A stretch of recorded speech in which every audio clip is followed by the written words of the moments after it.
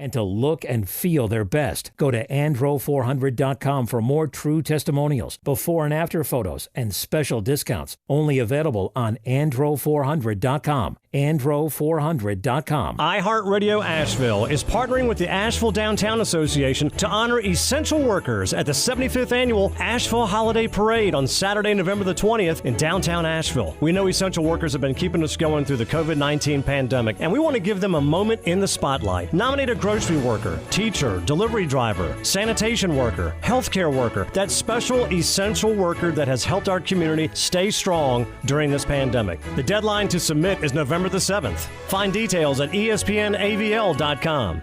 From the Ingalls Studios, this is ESPN Asheville, WPEK, W225CJ Fairview, WMXF Waynesville, and iHeart radio station.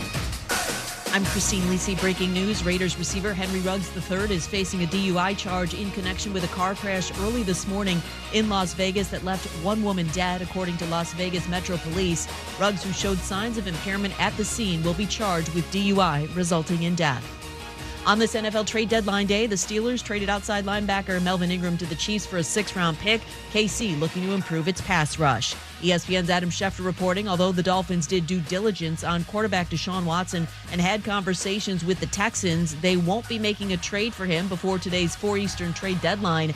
Watson's facing allegations of sexual assault and inappropriate behavior in 22 civil lawsuits. Cowboys quarterback Dak Prescott expected to take part in practice tomorrow, and if all goes normal, he should be a full go on Thursday's session. If Dak's injured calf's okay, he should play Sunday, advises ESPN's Marcus Spears. Sitting here 6-1. The NFC is tight right now with a lot of other really good football teams. Like, your vision now is starting to shift towards not only winning the weeks ahead of you, but how are we positioning ourselves to go forward as far as the playoffs and potentially getting the bye. That involves Dak Prescott playing. Our Marcus Spears on First Take. Former USC coach Clay Helton in negotiations to become the next football coach at Georgia Southern. Now, your chance to win $1,000. Text the nationwide keyword PAY to 200-200. You'll get a confirmation text and info. Standard data and message rates apply in this nationwide contest. That's PAY to 200-200.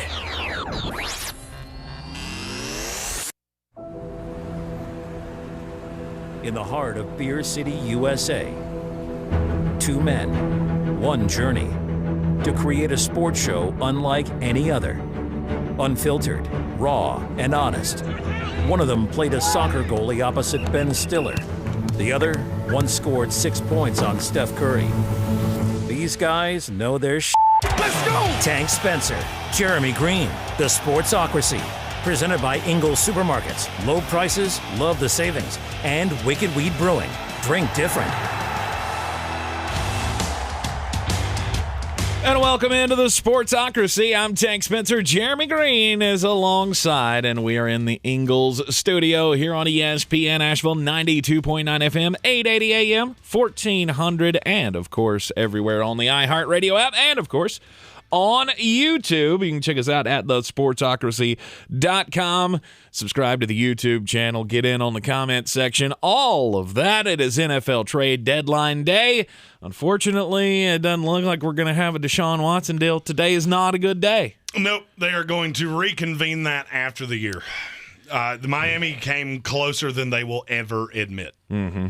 But Stephen Ross would not sign off on the deal. Yep. Compensation was agreed to, but without the litigation being settled, he would not sign off on the deal. Right. So Deshaun Watson will stay with the Houston Texans. We have an hour until the trade deadline, and we will see if there is any more movement. Already had Melvin Ingram going to the Kansas City Chiefs. Mm-hmm. That is a move that I don't know if you've ever heard the term rearranging deck chairs on the Titanic, but that's kind of what that feels like to me. Melvin Ingram to the Chiefs doesn't move the needle for you? I mean, he's a decent pass rusher. Mm-hmm. We knew he was going to leave Pittsburgh because that had become tenuous. Mm-hmm. But other than that, you know, the Texans send a pass rusher to the 49ers who will be a backup complimentary piece. Right. We will see between now and 4 Eastern time whether anything bigger happens. There are a lot of names out there. Fletcher Cox, that's the one that I cannot get away from. It does seem like it's seems like there's some smoke there. And that's a player that could really help a contender. No doubt. I mean, have there been rumors as to who is interested? I would say pretty much every contender would have some interest, solely because he has the most movable contract in the NFL. Mm-hmm. I think he's owed $1 million total this year. So for the rest of the year, you're looking at $500,000. Right. For an impact interior lineman. I mean, there's no doubt he would have some kind of an impact, but again, to who? I mean, obviously Tampa's out. They don't need a defensive tackle. The Rams they've already the Arizona Cardinals are the team that up. makes the most sense. Now there you go. There's one. There's definitely one. The Arizona Cardinals could, J.J. Watt was lining up on the inside for them a lot, so Fletcher Cox, that could make a big deal. Also, just breaking for me in Rappaport, Marlon Mack appears to be staying in Indianapolis. Wow. That might be the most shocking one to me of all. To me, it blows my mind that that's shocking to you. Why would you give up anything for a running back? Look at the Kansas City Chiefs last night. Literally, Michael Strahan thought that was Frank Gore. He did. It was Derek Gore. Finding somebody to run the ball is not that hard. Right. Now, I will not be shocked if the Tennessee Titans still do something else. Mm-hmm. They added Adrian Peterson this morning and Deontay Foreman. I won't be shocked if they're one of the teams that's calling Denver about Melvin Gordon right now. They should be. Denver's been fielding calls on Melvin Gordon all day. To me, Melvin Gordon, he's expendable to the Denver Broncos. Well, of course he is. They have. We talked about this Williams before the year. Mm-hmm. At the midway point, you're going to see a shift where Javonte Williams becomes more of an integral part of that offense. Mm-hmm. They've run Melvin Gordon. He's not a part of the future. He's one name I could see moving. Those are the two I've said are the two that I could actually see moving in the next hour. Fletcher Cox and Melvin Gordon. Fletcher Cox, I've just heard so much. That deal's so movable. I can't believe that a team wouldn't come off a 3 for Fletcher Cox because he is so talented. Now, he's an older vet guy, but that to me is what you see at the trade deadline. You're getting more and more of that as time goes on, is that players like that end up moving. Obviously, yesterday we had the news of Von Miller getting traded from Denver over to the LA Rams, obviously bolstering their pass rush. That defense becomes frightening with the addition of him. That will be the biggest name moved. I don't see any way that a bigger name than that moves. But what other contenders can make moves? To me, that's the real question. And it all comes down to: are you in arm's length? Are you of a division title like the Tennessee Titans are? Are you in arm's length of a playoff run? There are several teams that fall into that category. I'm kind of shocked at some of them. I mean, after the slide that the Carolina Panthers have taken, you look at them and go, there's a shot. You can. I mean, right now, if the season ended today, if the season ended today, you'd be a playoff team. Mm-hmm. They would be the 7 seed right now in the NFC, which is crazy to think about. But then you look at Christian McCaffrey's coming back, and is there a deal to be made there somewhere? Unfortunately, the number one thing that they need is something on the offensive line, and a lot of teams are not coming off of anything on the offensive line. Well, I mean, there are a lot of teams that have been looking for – there have been a lot of people that are looking for offensive linemen. There just aren't many out there. Mm-hmm. If you've got young guys, you don't want to come off of them. If you've got vet guys, you don't want to come off of them. Right. So the name I'm hearing the most is Odell Beckham Jr. Let me make this as perfectly clear as I can. They could give him away, pay the contract, and there's still not a team in the NFL that would want him. Mm-hmm. And I know LeBron James and Odell Beckham Sr. have been on Twitter. You're not helping. Yeah. Straight up. I know you think you're helping by getting on social media and going, oh, Odell's so great. I'm just telling you, watch the tape. Watch the tape. Mm-hmm. If you can't see it, I can't help you. Right. I mean, Odell Beckham Sr. goes on Twitter and puts out a reel of all his greatest catches or something like that. And it was all the times that Baker didn't throw it to Odell. That's what it was. All the times he was open and Baker didn't throw it to him. Okay, well, maybe you should have strung together all of his drops. because that might have something to do with the fact that he's not being targeted. I mean, he had one target this past week because he's just not that player anymore. No. And LeBron James comes out talking about, oh, he's still a wide receiver one, and Keyshawn Johnson and Jay Williams were talking this morning on these here airwaves about how he's still an elite player and everybody in the league should want Odell Beckham Jr. because he's so dynamic. No, he's not. He was 4 years ago. I mean, did you not, if you were listening to that segment like I was this morning, did you not notice that the stats that Max Kellerman threw out about Odell Beckham Jr., they all came from his first 3 years in the league? Mm-hmm. Because he hasn't been worth a damn since then. No. Why would anybody want that attitude? He's one of the most overrated names in the league. No doubt. It's him and Cam Newton. Ugh. Okay, all right, we're on Cam Newton probation. I refuse to say that name again until there's a reason to say it. Mitch Trubisky's a name being floated right now because apparently the Washington football team and the New Orleans Saints have both called to see availability. As they should. Nothing's happening there. Mm-hmm. B, just because they trade Mitch Trubisky does not mean they're bringing in Cam Newton to back up Josh Allen. So stupid. Why does that trend every day? Cam Newton? A better question, why do I still have a Twitter? There are just things in life that don't make any sense. Speaking of that, I have the weirdest weird story in the history of time. 4:30 today. Yeah. It has the weirdest 3-word phrase I think I have ever heard in my life. Mm-hmm.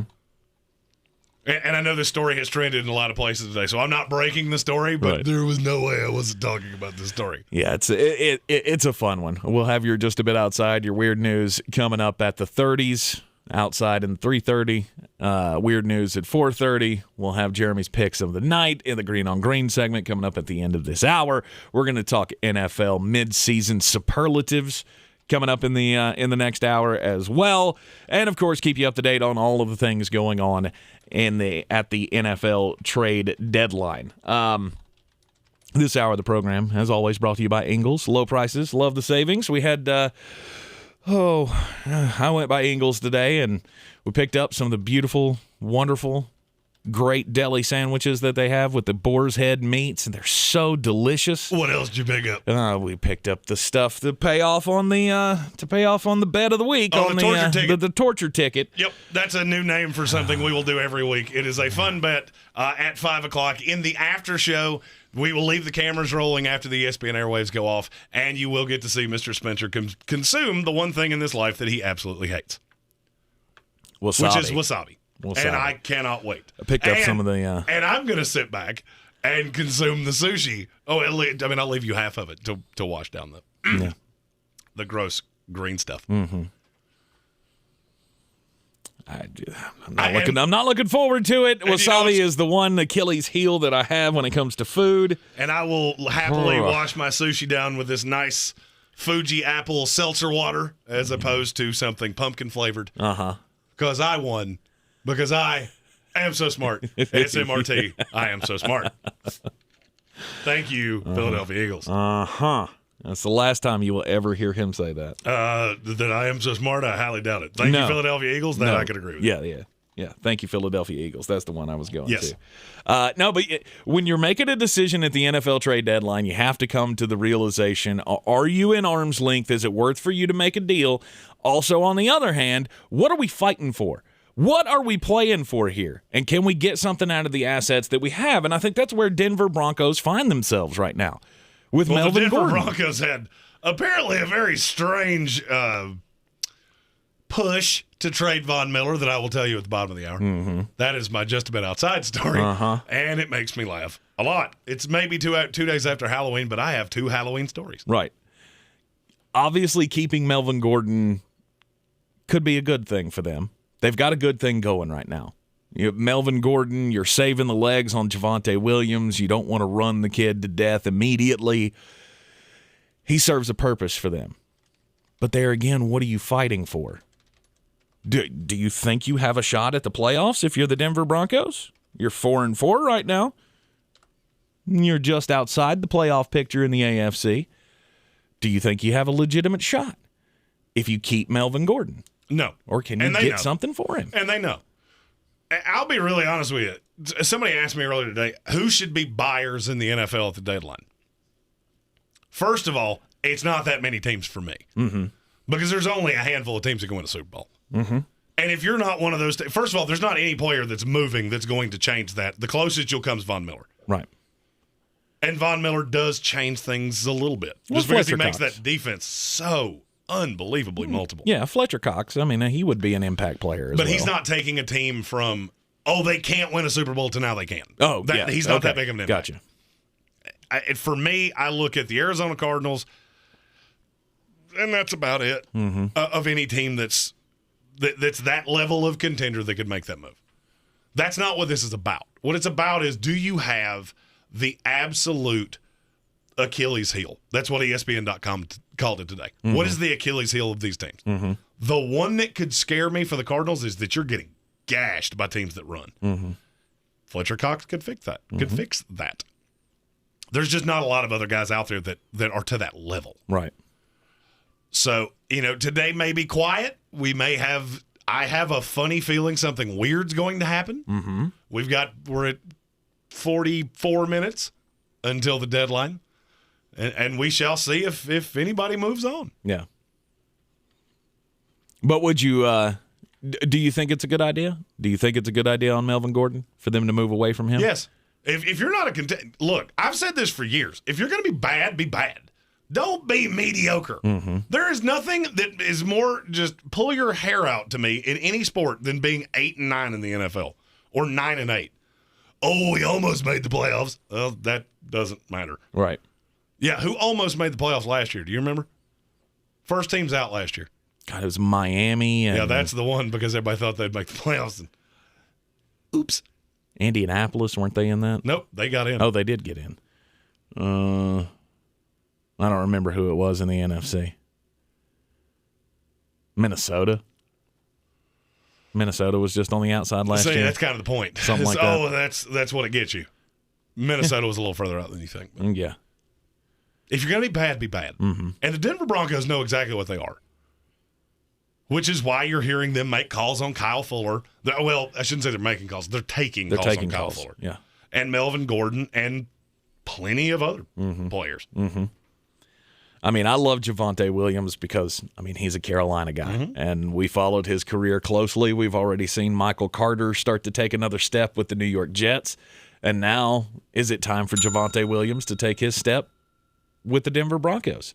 Or should the Broncos continue to run Melvin Gordon into the ground while they have him and save the legs on Javonte Williams? Well, and that's the thought, and that's how they'll spin this, but they've been taking calls all day.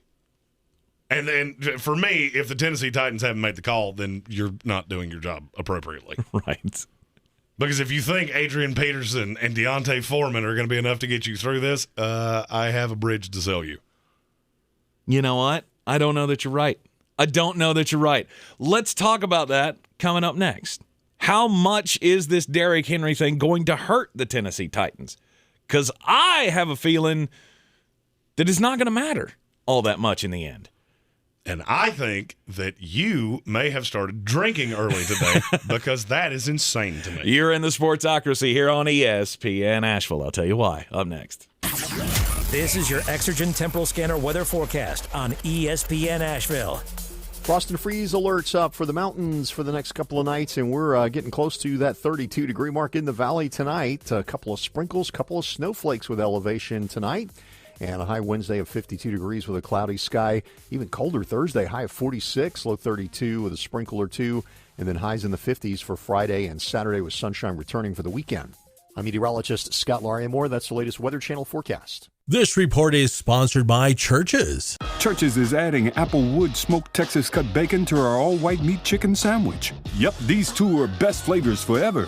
Try our new Texas cut bacon chicken sandwiches today.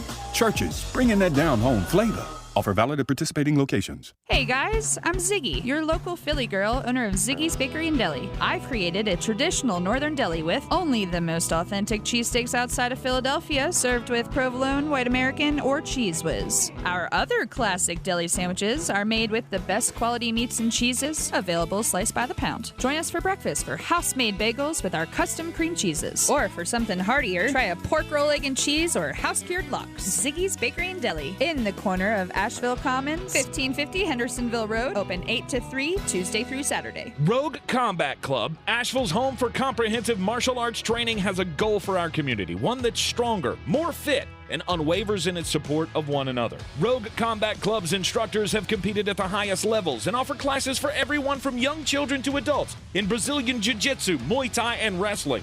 Rogue Combat Club classes can help you boost your self-confidence and self-defense skills while weeding out the egos and intimidation found at other gyms. Join today at roguecombatclub.com. Join the action as the Asheville Championship takes place at Harris Cherokee Center, Asheville on November 12th and 14th. The tournament will feature Minnesota, Princeton, South Carolina, and Western Kentucky as the inaugural field. Get your tickets now at all Ingalls Markets locations. Be part of the action and follow along as it all starts in Asheville.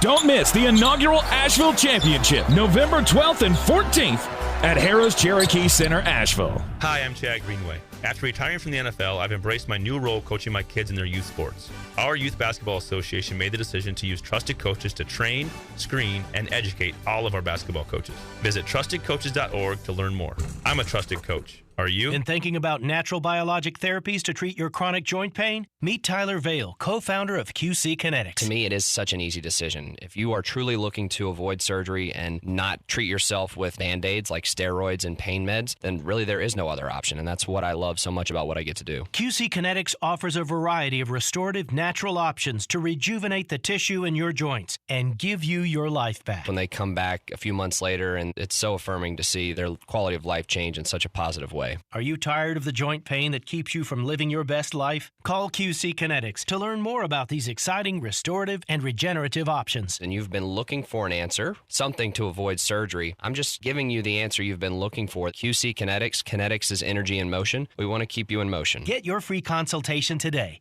with QC Kinetics. QC Kinetics, 828-333-9517 in Asheville and Greenville. Call 828-333-9517. That's 828-333-9517.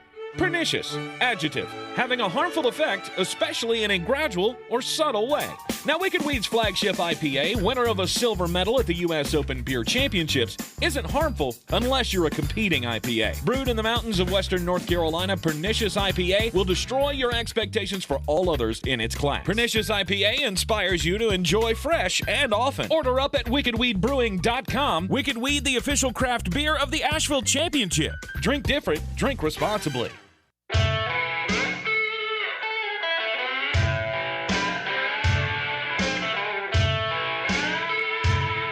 It's ESPN Asheville. You're in the Sportsocracy. 92.9 FM, 880 AM, 1400, the iHeartRadio app, and, of course, on YouTube, streaming live. Join in the chat now. Go to the sportsocracy.com, link to the video, subscribe to the channel, get into the chat. We're not trying to ignore the story by any stretch. Awful news coming out today out of Las Vegas.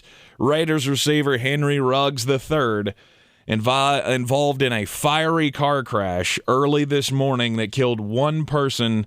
He is being charged with DUI resulting in death.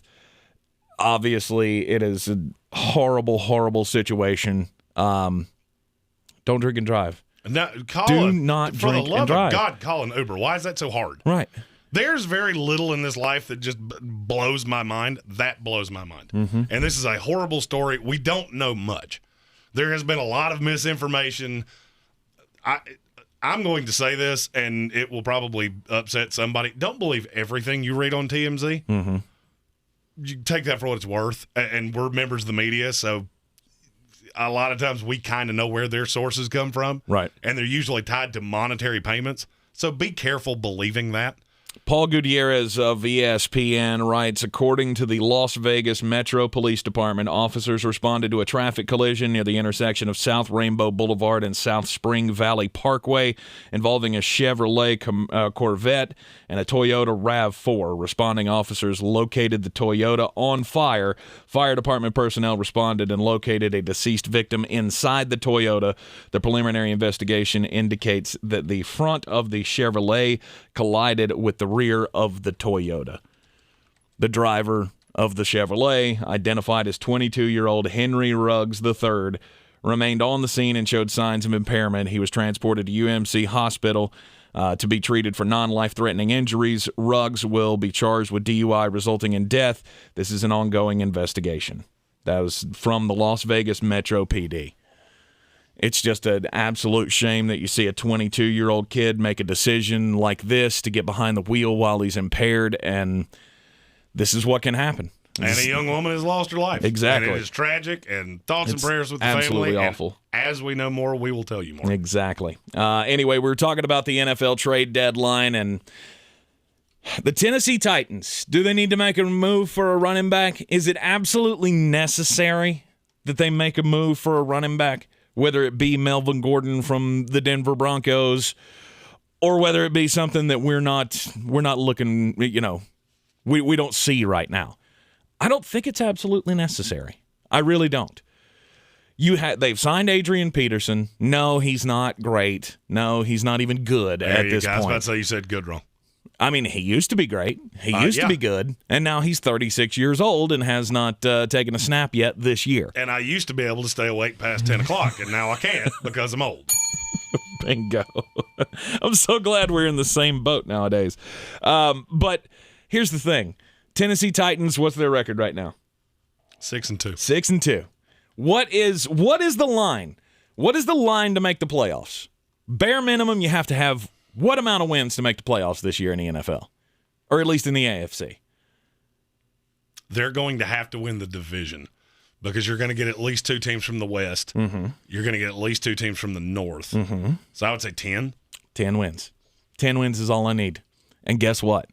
I have 4, no doubt, brand hammer, guaranteed wins on my schedule. You're literally chalking up wins that I can't guarantee you are there. Okay. And that's fine. I don't think you understand how bad Ryan Tannehill was before Derrick Henry. Okay. It's bad. In Miami? Bad. Yes. Yeah. We all know how bad he was in Miami. Do you, We saw it. Do you really know how bad he was? Yeah, Because he was one of the worst horrid dog water quarterbacks in the NFL. We had all buried his career. And when the Tennessee Titans made the deal to get him, we all went, why? That's not necessarily an upgrade from Marcus Mariota. Why did you do that? Here's the problem. This is what people seem to be forgetting about Ryan Tannehill. He had one of the highest interception ratios of any quarterback in the NFL. You know what changed that? Sleight of hand. The fact that you were so scared of Derrick Henry that it leaves wide receivers one-on-one, deep safeties, or safeties in the box trying to deal with the run. That makes average quarterbacks look markedly better. Now you have no threat. None. Okay. Without Derrick Henry are the Tennessee Titans, who still have a mishmash of running backs that they can put together with Jeremy McNichols, Adrian Peterson, Deontay Foreman, whoever else they can pull off the pile. Maybe Todd Gurley makes an appearance at some point. With that, Ryan Tannehill, A.J. Brown, Julio Jones maybe getting healthy, all of the other ancillary pieces that they can throw together. Are they one of the 5 worst teams in the NFL? No, and I know where you're headed with this, but it's insanely short-sighted. Okay. Oh, we can make the playoffs. Cool. Without Derrick Henry or somebody to at least mitigate it, you'll get slaughtered. But what? Any team that makes the AFC playoffs will slaughter you. But what's the timetable? The timetable for Derrick Henry? 6 to 10 weeks. Is 6 to 10 weeks. Yeah, you know exactly. what 10 weeks means? He won't be back for a wild card game. And you will get absolutely housed by any one of these teams. I don't care who it is. Raiders, house you. Okay. See, and that's fine. But at this point, it's make the playoffs or bust. At this point, that's where you have to think. To me, that's short-sighted. Okay. That's insane because this team was a borderline Super Bowl contender with Derrick Henry. If you don't do something and you think this is going to keep rolling with Adrian Peterson and Deontay Foreman and Jeremy McNichols, cool. You'll be that team that we forgot made the playoffs because you got boat raced by the LA Chargers, the Las Vegas Raiders, the Cincinnati Bengals. For me, that's not what I'm looking at. First of all, you don't have very long with this core. Julio Jones is 33 going on 43. Right. Derrick Henry already dealing with the first major injury. I can promise you it won't be the last. This might be the last shot that this core has to get to an AFC Championship game and hope things work. If you just stand pat, you have no shot. I don't care if Derrick Henry comes back or not. Oh, so coming off a Jones fracture, you think that he would be ready to take on 25 to 30 touches a game. Good luck with that. Right. You better do something. I agree with you. I agree with you that they should do something. However, I don't think it's absolutely necessary. They can still win this division with 10 wins. The Indianapolis Colts have not shown me that they are going to go on some kind of crazy tear here at the end of the year and get more than 10 wins. And all I have to do is beat the Houston Texans twice, the Miami Dolphins once, and the Jacksonville Jaguars once. That gets me to 10 wins, and I'm in the playoffs. And I don't care. And I will host a playoff game. Oh, sweet. We won the division. We got a playoff game. Yeah, and you got beat 41-7 by the Bengals. Right. I'm good. See, you have no urgency here, which makes no sense to me. It makes no sense to me. How old is Ryan Tannehill? I was actually a 32? 33. 33. You're running very low on time, and this is not a team that's going to age well. This is one of those times that you don't pinch pennies. I said David Montgomery because that's the one that makes the most sense to me. Would it be expensive? I'm sure it would. I don't care. You're predicated on this. And moving forward, you better have another back to take the touches away from Derrick Henry. Hey, just because he got hurt doesn't mean I'm going to stop saying that. Right. That's what got us here. Now you have to fix it. And this defense is not good enough. Straight up, this defense is not good enough to deal with a team that cannot run, and they will not be able to. Running backs are not very important to me on 30 teams in this league. Right. This is one of the 2 where they are. They are a completely different team, yes, without Derrick Henry. There's no disputing that. There's no disputing that they have lost a big piece of their firepower. However, I still don't think it's absolutely necessary that they make a move right now. You could still make the playoffs, and if you are,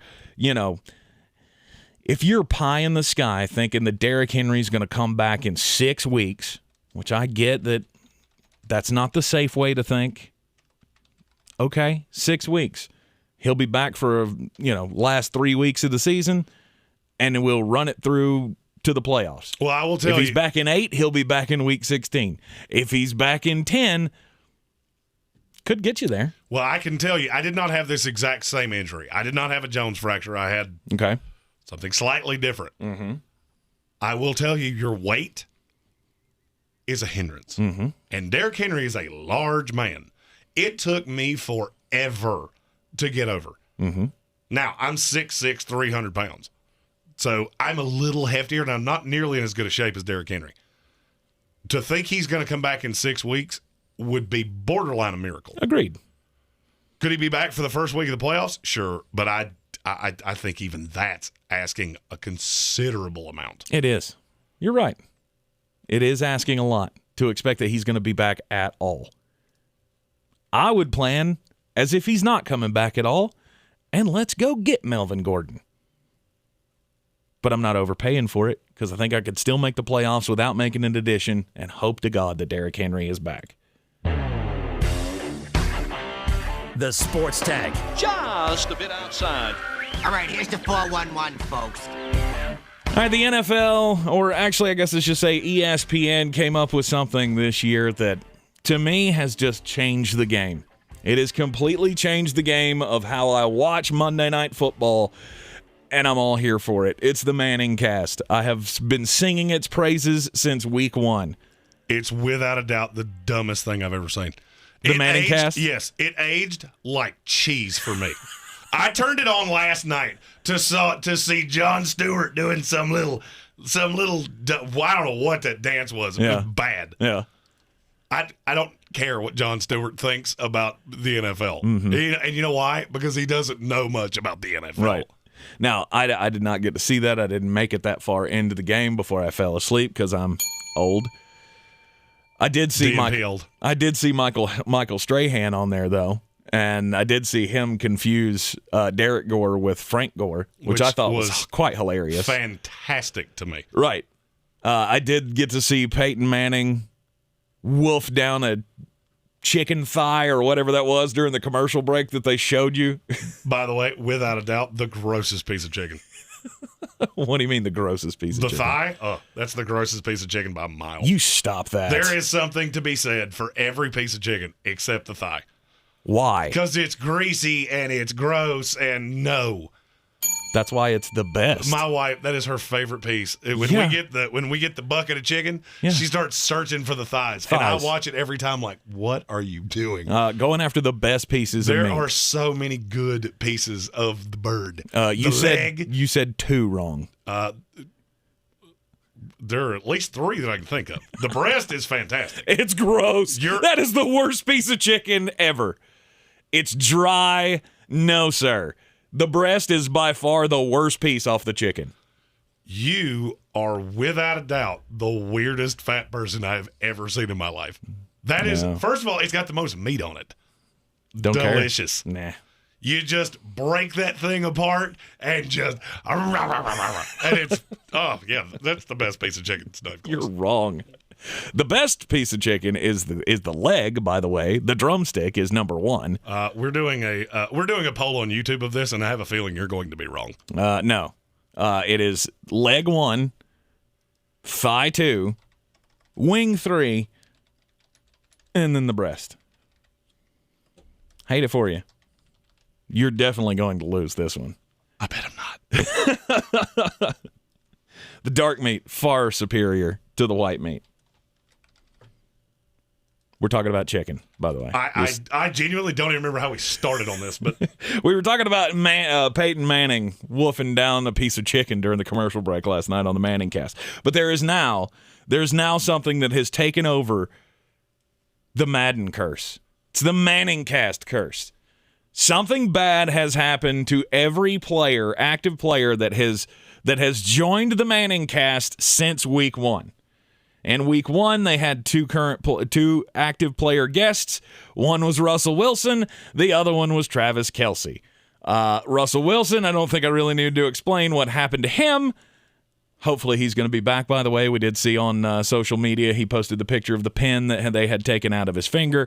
So he said the pin is out, and it's now time to win. Travis Kelce, Kansas City Chiefs have fallen apart. By the way, he was on in week 1. They lost in week 2. Gronk was on in week 2. Guess what? Bucs lose in week 3 against the LA Rams. And oh, by the way, Gronk has been hurt and hasn't been seen since. Matthew Stafford, he was on in week 3. LA lost in week 4 to the Arizona Cardinals. Oh, and he also had the finger or the hand game with same game that Russell Wilson got hurt in. And then Tom Brady was on in week 7. Lo and behold, Bucs end up losing in week 8. So guess whose turn it is now? Josh Allen. He was on last night, the only active player to join the Manning cast, so we're just waiting to see what kind of misfortune is going to befall the superstar quarterback from the Buffalo Bills. The Manning cast curse apparently is real. The Manning cast curse. You know what the curse of the Manning cast is? That I keep accidentally watching it. So bad. And first of all, Eli Manning, you could replace Eli Manning with the bucket that this chicken we're talking about is kept in, and no one would care. Yeah. Replace him with Cooper. He is way more entertaining. I'm gonna need him to do something with his face too. Because, dude, when he's sitting there and Peyton is in it and he's just locked into the game and he's talking with the other person on Zoom, Eli Manning has that look of like the kid in 8th grade who just sat there watching everybody at the school dance like, what's happening? I just wish they would hire somebody that would come in and go to Eli every time he fades off into the ether. Right. Because he does it a lot. Yesterday, there was a surprise move, and the Denver Broncos traded longtime franchise icon Von Miller to the Los Angeles Rams. Yep. Well, that caught a lot of people off guard And there's a little theory floating around as to why it happened. This is from Pro Football Network. You can find them on Twitter at PFN365. A source with direct knowledge of the situation tells us that Von Miller became upset when teammates declined to kick in for his annual Halloween party, a massive affair with a 6-figure price tag that this year featured Quavo from the hip-hop group Migos. Mm-hmm. So apparently what happened is that he does this huge Halloween party every year. Right. And he asked everybody on the team to chip in, and they went, No, Yeah, you got the board. It's not a... No, No, Including rookies who apparently were caught completely off guard by this and did not have the cash to pay for it. He got so incensed that they thought he would become toxic in the locker room and dealt him. Just within hours. I cannot confirm this, but I can tell you this has been said by multiple people in this organization, and it's one of the weirdest stories I've ever heard. Mad you didn't pay for my Halloween party. Speaking of that, this is totally off topic, and we are a sports show. Yeah, but we do talk about pop culture things. Yeah, it's a good question. Okay. This came up in a discussion that when I put this out there. If you RSVP to a wedding, is it weird for somebody to send you a bill if you don't come? Yes. Okay. So we talked about this. Did we? Yeah, we did. Oh, when you did the weird story about the people that had the bookings in Jamaica or whatever. I saw it happen again. Oh my God. I saw it happen again not far from here. No. And I went, what is happening? What? Why are you able to? Is the duck really that expensive? Mm-hmm. I mean, I know it's expensive to cater a wedding. I used to do weddings. Yeah. I'm well aware of that. But again, is it really that expensive? Again, you can kiss my whole backside. Not going there with you. Sorry. I mean, I'm out, but yeah, you're not sending me a bill. First off, I wouldn't do that to someone. First off, I would never say, "Yeah, I'm coming to the wedding," and then just not back out. Especially without calling and saying, "Hey, my kid's got the flu, and there's no way that we're coming to your party or to your wedding." That's obviously something that would happen. You have to give them a heads up. But now after that, you send me a bill. Sorry, I mean, you'll never see that money. New phone. Who dis? Exactly. You send one of those to me? Nah, I'm out. Nope. Mm-hmm. I am sharing that article on my Twitter at @JGreenESPN. Kevin Vick in the comment section said, if your wedding is that expensive, don't marry that chick. I'm going to be really honest with you. If your Halloween party is 6 figures, that's a little aggressive. I like Halloween. I do. I like Halloween a lot. Yeah. I mean, it's Von Miller. That much. It's Von. It's Von Miller. What do you expect that these super celebrities that throw these big parties? You don't think that costs money? Of course it does. Now, if you're a random person throwing a party like that, I'm going to have major questions about your finances. When you're a multi-million-dollar a year football player and you're going to throw a $600,000 party or something, that's on you, bro. You invited I don't care me. how much money you have. I mean, was this a thing where he was like, on a party is insane? Hey, man, you want to come to my Halloween party? It's going to cost you $2,500 to get in the door. And I go, sorry, I got to wash my hair. Yeah, I have to. I have to cut my hair with a butter knife. I need to wax my bald spot. No, it's not going to. Yeah. What? The way your brain works sometimes just. Well, I mean, washing my hair wouldn't take so long. No. It's okay, well, what are you going to do for the other 23 hours and 57 minutes of your life or of your day? Do you have one of those little... Now I got to wax it. Do you have one of those little mitts, like how you bathe children? You know, the little mitt you put on your hand, then you put the baby soap on it, and is that how you wash your hair? No. It should be. Why? Because it's funnier to me. Because that sounds like a much funnier way for you to do that. That seems ridiculous. Absolutely ridiculous. By the way, 69% of you are out of your minds. Yeah, you're getting just smoked, as I told you. That's stupid. Yeah. If you want to vote in our poll, go to youtube.com/thesportsocracy. Yeah, because there is no shot that the breast is the best part of the chicken. By the way, if your chicken breast is dry, you're doing it wrong. Straight up. I ain't found a one person that can do it right. Me. You've eaten mine and liked it. Wrong. Not wrong. You ate it at my house. I've seen you do it. And then you told people how good it was.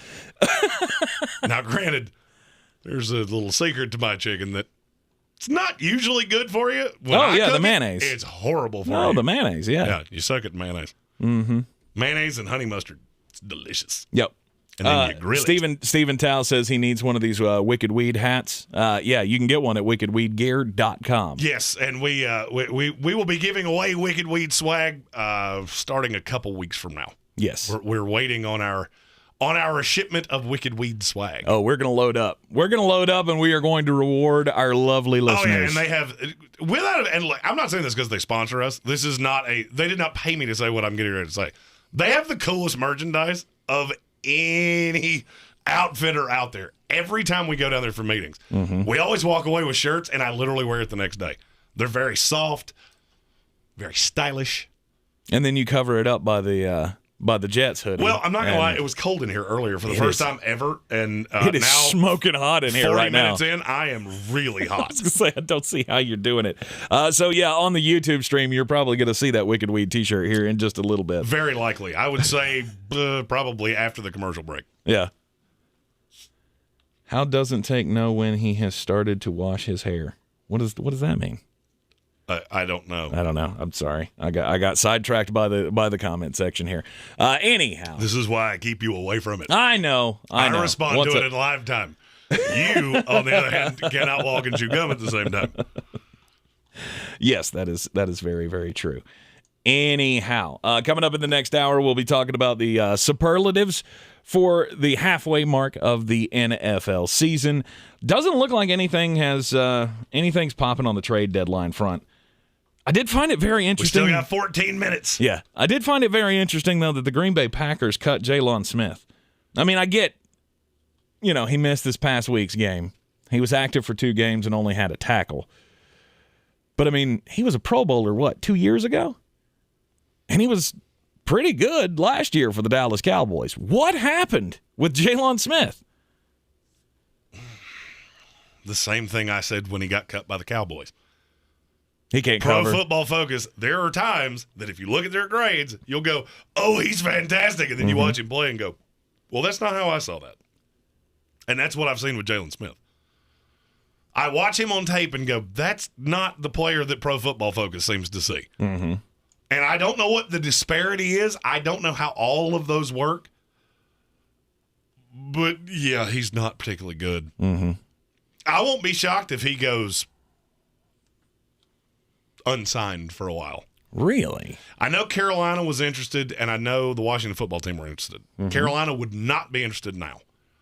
So it's a question, would Washington, and there are very few teams I think he could improve, but that might be one of them. Yeah.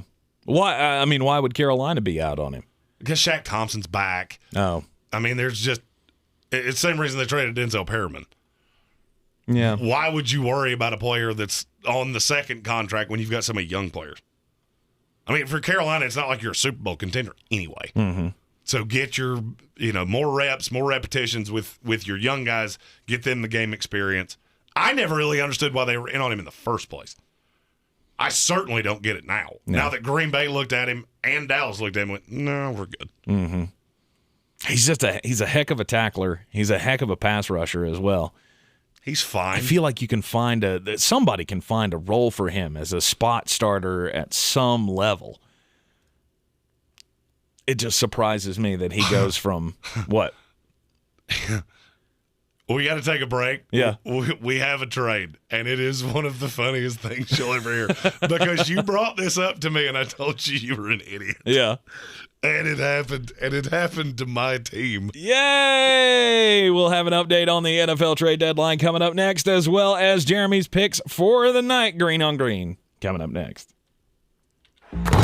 Join the action as the Asheville Championship takes place at Harris Cherokee Center, Asheville on November 12th and 14th. The tournament will feature Minnesota, Princeton, South Carolina, and Western Kentucky as the inaugural field. Get your tickets now at all Ingalls Markets locations. Be part of the action and follow along as it all starts in Asheville. Don't miss the inaugural Asheville Championship, November 12th and 14th at Harris Cherokee Center, Asheville. What's all the buzz about nasal irrigation and Navage? And should I try it? Here's the science. Airborne germs invade through your nose. It's the body's air filter for trapping allergens and viruses. When your nose gets clogged, it's less effective and germs multiply. Eventually, your immune system can get overwhelmed and you get sick. Nasal irrigation is an effective, all-natural way to clean your nose. It's not a drug, it's more like plumbing. Saline goes in one nostril, around the back of the nose, and out the other nostril, flushing out mucus and germs. I'm Martin Hoke, and I invented Navage to make cleaning your nose easy. It's the world's only nose cleaner with powered suction. Navage pulls out the bad stuff so you can breathe better, sleep deeper, snore less, and feel healthier. At Walgreens, CVS, Rite Aid, Target, Bed Bath, and Walmart. Or go to Navage.com for a free gift with purchase. Over 2 million sold. Navage, Navage. Clean nose, healthy life. When others treat your fries as an afterthought, all you're left with are cold, soggy fries. That's why Wendy's new fries are ones you won't forget, guaranteed to be hot and crispy, or we'll replace them. We're talking natural cut, skin-on fries, perfectly seasoned with a hint of sea salt. In fact, they're even preferred almost 2-to-1 over McDonald's. These are fries so hot and crispy, they beg a new question. What would you like with your fries? Try them today, only at Wendy's. At participating U.S. Wendy's, taste preference based on a national taste test by an independent research company. Big news from Simply Safe Home Security. Okay. Actually, I think the horns are too much. That's better. Big news. The new wireless outdoor security camera is here. Yes, Simply Safe's award-winning home security just got even better, taking whole home protection to a whole new level. Okay, I'm missing the horns. Simply Safe is celebrating this new camera with 30% off a new system this week. Visit simplysafe.com. Make sure your hands are free, because you're going to need them to win $1,000. Awesome! Thank you so much! At least 12 times a day, weekdays. Oh, my God! Keep listening for the keyword to text in to win $1,000 in your hand. Brought to you by Cheerwine. Nothing goes better with authentic Southern food than the soft drink Cheerwine. You've never had a Cheerwine? Try some local flavor today. It's Southern Food's trusty cherry sidekick, Cheerwine, uniquely Southern. On the battlefield, there's a saying America's military men and women live by. Never leave a fallen warrior behind, ever. Off the battlefield, Wounded Warrior Project operates with the same goal. Wounded Warrior Project was created to help our men and women returning home with the scars of war, whether those scars are physical or mental. Wounded Warrior Project. We never leave a fallen warrior behind, ever. Learn more about what we do at woundedwarriorproject.org. I believe real estate isn't about properties. It's about people. I am Clarissa Marshall with eXp Realty, serving all of Western North Carolina. Navigating the home buying and selling journey can feel overwhelming at times, and that's why having an agent who cares about you and your needs is key. I'm a native of Western North Carolina, and I close over a home a week. I'm an expert in the market, pricing my sellers correctly to net you the most money, and working as a skilled negotiator for my buyers. Please give me a call today at 828-774-6343 to set up a complimentary market analysis. Coffee's for closers only. Get them the money! Then when you get the money, you get the power. That watch costs more than your car. Then when you get the power, then you get the woman.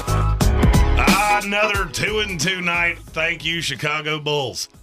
I was headed down a path of not goodness, and then the Bulls, they saved me last night. Tonight I got 3 for you in the NBA. The first one, the Milwaukee Bucks are somehow only a 4-point favorite. Oh, they have a bunch of players not playing. Is Giannis playing?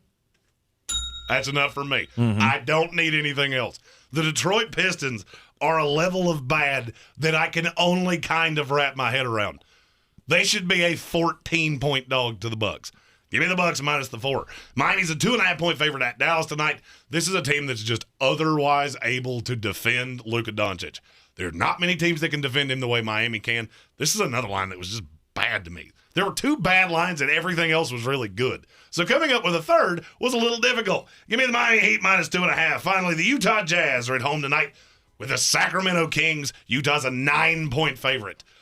It was hard for me to find a third one, and I'm not going to lie. I don't love this, but Sacramento's not good.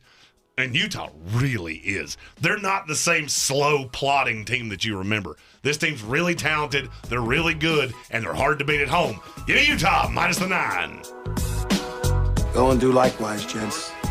The money's out there. You pick it up, it's yours. You don't, I got no sympathy for you. Yeah, the Hornets didn't come through for you last night. No. Unfortunately. No, they didn't. Losing to the Cleveland Cavaliers.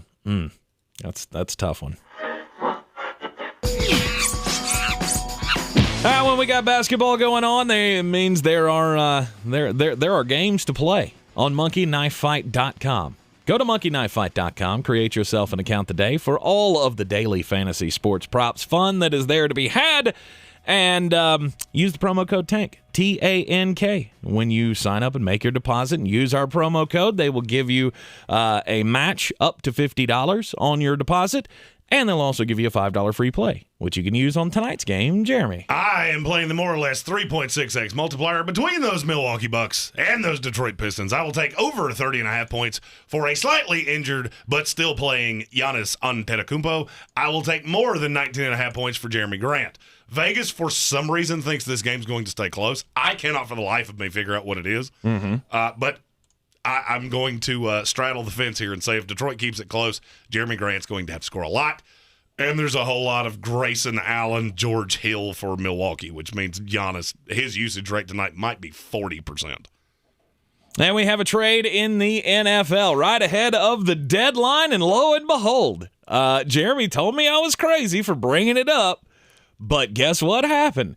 The Kansas City Chiefs have traded an offensive lineman, a guy that's been a healthy scratch for them all year long, and he's going to the Jets. They have this from Rich Cimini. The Jets have traded for former Chiefs guard Laurent Duvernay-Tardif. Source confirms, along with Tom Pelissero, the Jets send tight end Dan Brown to the Chiefs. And here's my analysis of Dan Brown. I don't know who Dan Brown is. The name looks vaguely familiar, but he's never done anything of real note for the Jets. Yes, Dan Brown, the great blocker. Yeah, he's maybe. I think he's who sold me my last car. Very well could be. Dr. Laurent Duvernay-Tardif now goes to the New York Jets. I'm okay with that. Jets needed a guard. That gets Greg Van Roten out of the lineup. There you go. And hallelujah. Hopefully the next move that ties into this is the Jets have released Greg Van Roten. He's bad. I love the comment section on all of these announcements as well. Jets get a below average level guard, and the Chiefs get better tight end depth, although I don't know anything about him. Better tight end depth? Okay, I guess.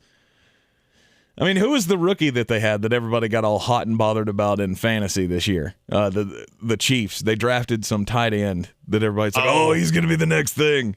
Oh, that's something's going to happen to Travis Kelce. Yeah, Noah Gragson. Yeah, he's running as the 3. Or Grayson. Was it? I'll look it up. Gragson, he's a NASCAR driver. No, Noah Gragson's a tight end. I think he just plays for the. I think he plays for the Colts. Okay. Anyhow, Noah Gray is the one you were talking about. Noah Gray out of Duke. That's the one. I do believe that there's an Xfinity driver named Gregson. Might be. Yeah, there might be. Jeremy doesn't pay attention to those things. Anyhow, we got a second hour coming your way. We'll do midseason superlatives in the NFL. I'm Tank Spencer. He's Jeremy Greene. SportsCenter's next. This is your Exergen Temporal Scanner weather forecast on ESPN Asheville.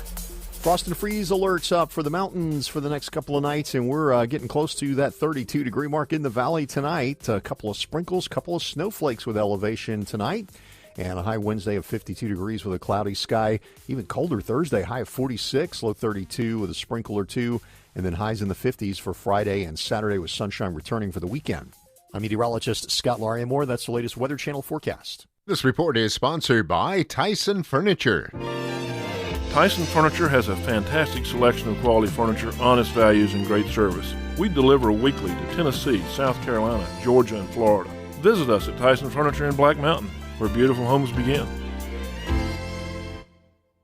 There's confusion about how to protect yourself from COVID, but one thing is for sure. Whether or not you're vaccinated, you need an accurate thermometer. Contact your medical provider at the first sign of fever, the leading sign of COVID and the flu. Only the Exergen Temporal Scanner Thermometer has been proven accurate in more than 100 clinical studies. Be vigilant and don't rely on non-contact thermometers. They have no scientific studies behind them and can miss the fever that might mean COVID. Learn more at Exergen.com. Discover matches all the cash back you earn on your credit card at the end of your first year. It's amazing because Discover is accepted at 99% of places in the U.S. that take credit cards. Learn more at discover.com/yes. 2021 Nielsen Report limitations apply. Hi, I'm Chad Greenway. After retiring from the NFL, I've embraced my new role coaching my kids in their youth sports. Our Youth Basketball Association made the decision to use trusted coaches to train, screen, and educate all of our basketball coaches. Visit trustedcoaches.org to learn more. I'm a trusted coach. Are you? From the Ingalls Studios, this is ESPN Asheville, WPEK, W225CJ Fairview,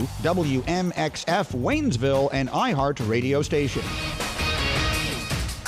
I'm Christine Lisi. At this hour, Raiders receiver Henry Ruggs III is facing a DUI charge in connection with a car crash early this morning in Las Vegas that left a woman in the other vehicle dead, according to Las Vegas Metro Police. Ruggs will be charged with DUI resulting in death. As the deadline passes on this NFL trade deadline day, quarterback Deshaun Watson staying with Houston.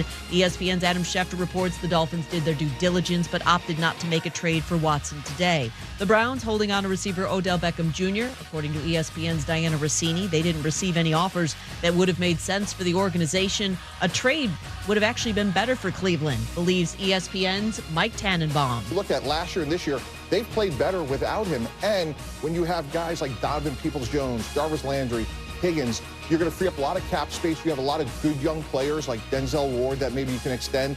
And then next year, there's a lot of free agent receivers, guys like Chris Godwin, Devontae Adams.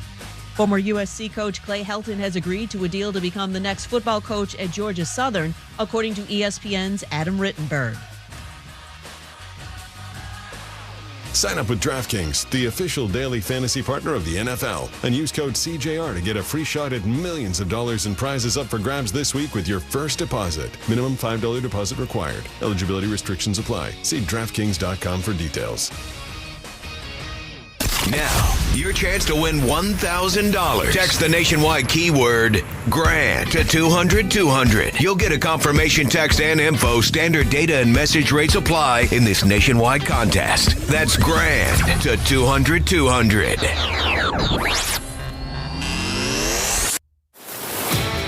He's a degenerate gambler. You are a smelly pirate hooker. And he's cheaper than oxygen. He's useless. But somehow, they make it work.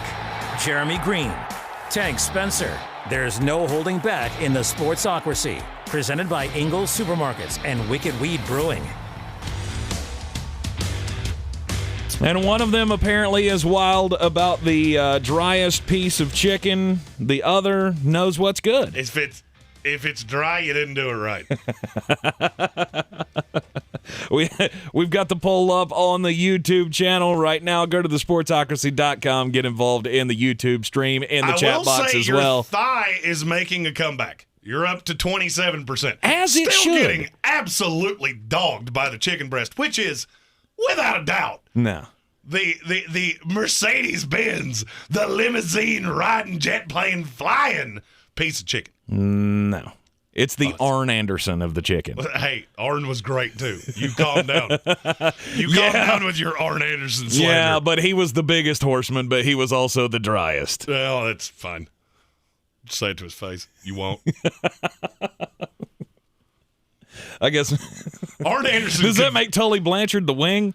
I don't know who Tully Blanchard is. So. Oh, my gosh. Of course you don't. I'm younger than you. He was in the Four Horsemen as well. Well, I mean, I assumed that. Yeah. I didn't think he was a NASCAR driver like I said Noah Gragson earlier. By the way, Kylan Granson would be the player I was thinking of the Indianapolis Colts. Yeah, see, I don't watch a lot of NASCAR. I mean, I watch some of it. I gamble it more than I do anything. Mm-hmm. And I knew that name was – I was like, why do I know that name? Oh, yeah, because he just won an Xfinity race. Right. So Noah Gragson is the Xfinity race car driver. Granson is the tight end from the Colts. Kylan Granson is the one from the Colts. Noah Gray is the tight end I was talking about for the Chiefs. There you go. And, of course, this all stemming from, if you're just joining us, the trade that was made just before the trade deadline, starring the New York Jets and the Kansas City Chiefs, as Dr. Laurent Duvernay-Tardif is now a New York Jet, and they send some guy named Dan Booker, or I've already forgotten his name. What was his name? Dan Booker. No, his name was Dan Brown. Dan Brown, that was it. Dan Brown, no-name tight end, goes to the Kansas City Chiefs. Yes. That's fine. Laurent Duvernay-Tardif, welcome to the Jets. Now you get to join up with Tom Brady 2.0 and chase a ring with a J-E-T-S. Jets. Yes, Mike White has been dubbed Tom Brady 2.0. Yep. As of this morning by Mr. Jeremy Greene. Yep. I mean, it's not often that you see a guy come in and make his NFL debut and in 2.5 games, or 1.5 games, has thrown for 600 yards and 6 touchdowns. It's pretty impressive. Mike White could be he tried to sell this morning, by the way, folks. If you did not join us in the Sportsocracy this morning at 10 a.m., he tried to sell us he's the franchise quarterback now. He's now the future of the New York Jets franchise. Is not number 2 pick Zach Wilson, which is ridiculous. Never know. Weird things have happened. Just saying. Yeah. His college coach said he's the most talented arm talent he's ever coached. Jets, he was Andrew Luck's quarterback's coach. Not only Stafford. did you guys pick up a guard today, you also picked up another coach. Did you see that? Yeah, John Beck. Mm-hmm. Because apparently Zach Wilson is just fragile enough that we have to bring him his own coach. Mm-hmm. I'm not off Zach Wilson. I swear to you, I'm not. I know it sounds like I am, but I'm not. You're starting to build a case, though. You're starting to build a case that goes, hey, you remember that time when I said that Zach Wilson was going to be great? That was awesome. We could trade him. We could trade him now. That was awesome. Anyhow, we are at the midway point of the NFL season. Be sure to hit the subscribe button, by the way, on our YouTube, as we will have our mid-season reports coming out tomorrow on each and every team in the NFL. Who's still got a shot, who doesn't have a shot, all of that coming your way. That's a little extra content on the YouTube stream. Of course, you can join us every weekday morning live at 10 a.m. And, of course, for this show. And, of course, on Sundays is at 11 o'clock when we get you ready for the Fantasy Football Day, answering all your last-minute questions. But we're at the midway point, and it's time to talk superlatives. Let's do it. So, MVP. You can start with the big one. Start at the top. The MVP of the 2021 NFL midseason point to you is who, Jeremy? Kyler Murray's close. Mm-hmm. I think Aaron Rodgers is at least worth talking about. Mm-hmm. It's Josh Allen. Josh Allen. Had Derrick Henry not gotten hurt, he would have at least had a puncher's chance. But I don't see how you don't give it to Josh Allen. My rule with MVP is whose team would crash and burn without them. Mm-hmm. And the Buffalo Bills would be in trouble without Josh Allen. Any team in the NFL is going to crash and burn without their superstar quarterback. Not to this level. Not to this level. I mean, and look, I don't mind Mitch Trubisky. I said he got a bad rap in Chicago. Mm-hmm. Josh Allen is that team. He's the spirit of that team. I'm going to disagree with you because I think, God forbid something happens to Josh Allen, I'm not sure they miss all that much of a beat with Mitch Trubisky. Yeah, you don't think the Titans are going to miss one without Derrick Henry either. So I didn't say that. No, I didn't even kind of say that. We shouldn't, we shouldn't do anything. We go with I didn't say that. Nichols. I said you shouldn't feel like you absolutely have to do something because you're going to make the playoffs regardless. Yeah, you remember that thing you said about, let's see, Jets +7, Lions +3.5. We don't need something to replace Derrick Henry because we won't miss that much. Mm-hmm. 3 weeks in a row. Mm-hmm. Oh, you don't think they make the playoffs without him? No, but you're way too worried about making the playoffs. I don't care That's if you make the playoffs. The goal of playing in the NFL is to make the playoffs. No, the goal is to win. See, that's the difference between me and you. Mm-hmm. My goal is not to make. I could care less who makes the playoffs. Okay. Frankly, do me a favor. Name the 14 teams that made the playoffs last year. Mm-hmm. I know for a fact you can't do it because you've already messed it up once in this show. Mm-hmm. I don't care. I care, can you win a title? And the answer is no. Could you have mitigated it a little bit by adding whether it was Melvin Gordon, David Montgomery, whatever the case may be, you could have mitigated that and fixed a problem moving forward. You chose not to do that. Cool. You sit back and wait for your 260-pound running back to come back on a broken foot. Yeah. Let's see how that works out for you. I think it'll be great. Anyhow, Josh Allen is your MVP at the midseason point. He would be mine. He is not mine. To me, it is Aaron Rodgers again. And look, you're on a winning streak, and the only reason you're on the winning streak is because of Aaron Rodgers. Let's face it. It's the only reason. There are two big drawbacks to Aaron Rodgers for me. What's that? One, you won it last year. Mm-hmm. Nobody ever wins back-to-back MVPs in the NFL. And there's a reason for that. There's 100% a reason for that. Okay. The other thing is you have Devontae Adams and Aaron Jones. Mm-hmm. I understand the rest of your weapons are not that great. I can argue you have the best running back receiver combination in the NFL. Mm-hmm. So that denigrates it a little bit to me. Josh Allen is like 30% of the Bills' rushing attack. Mm-hmm.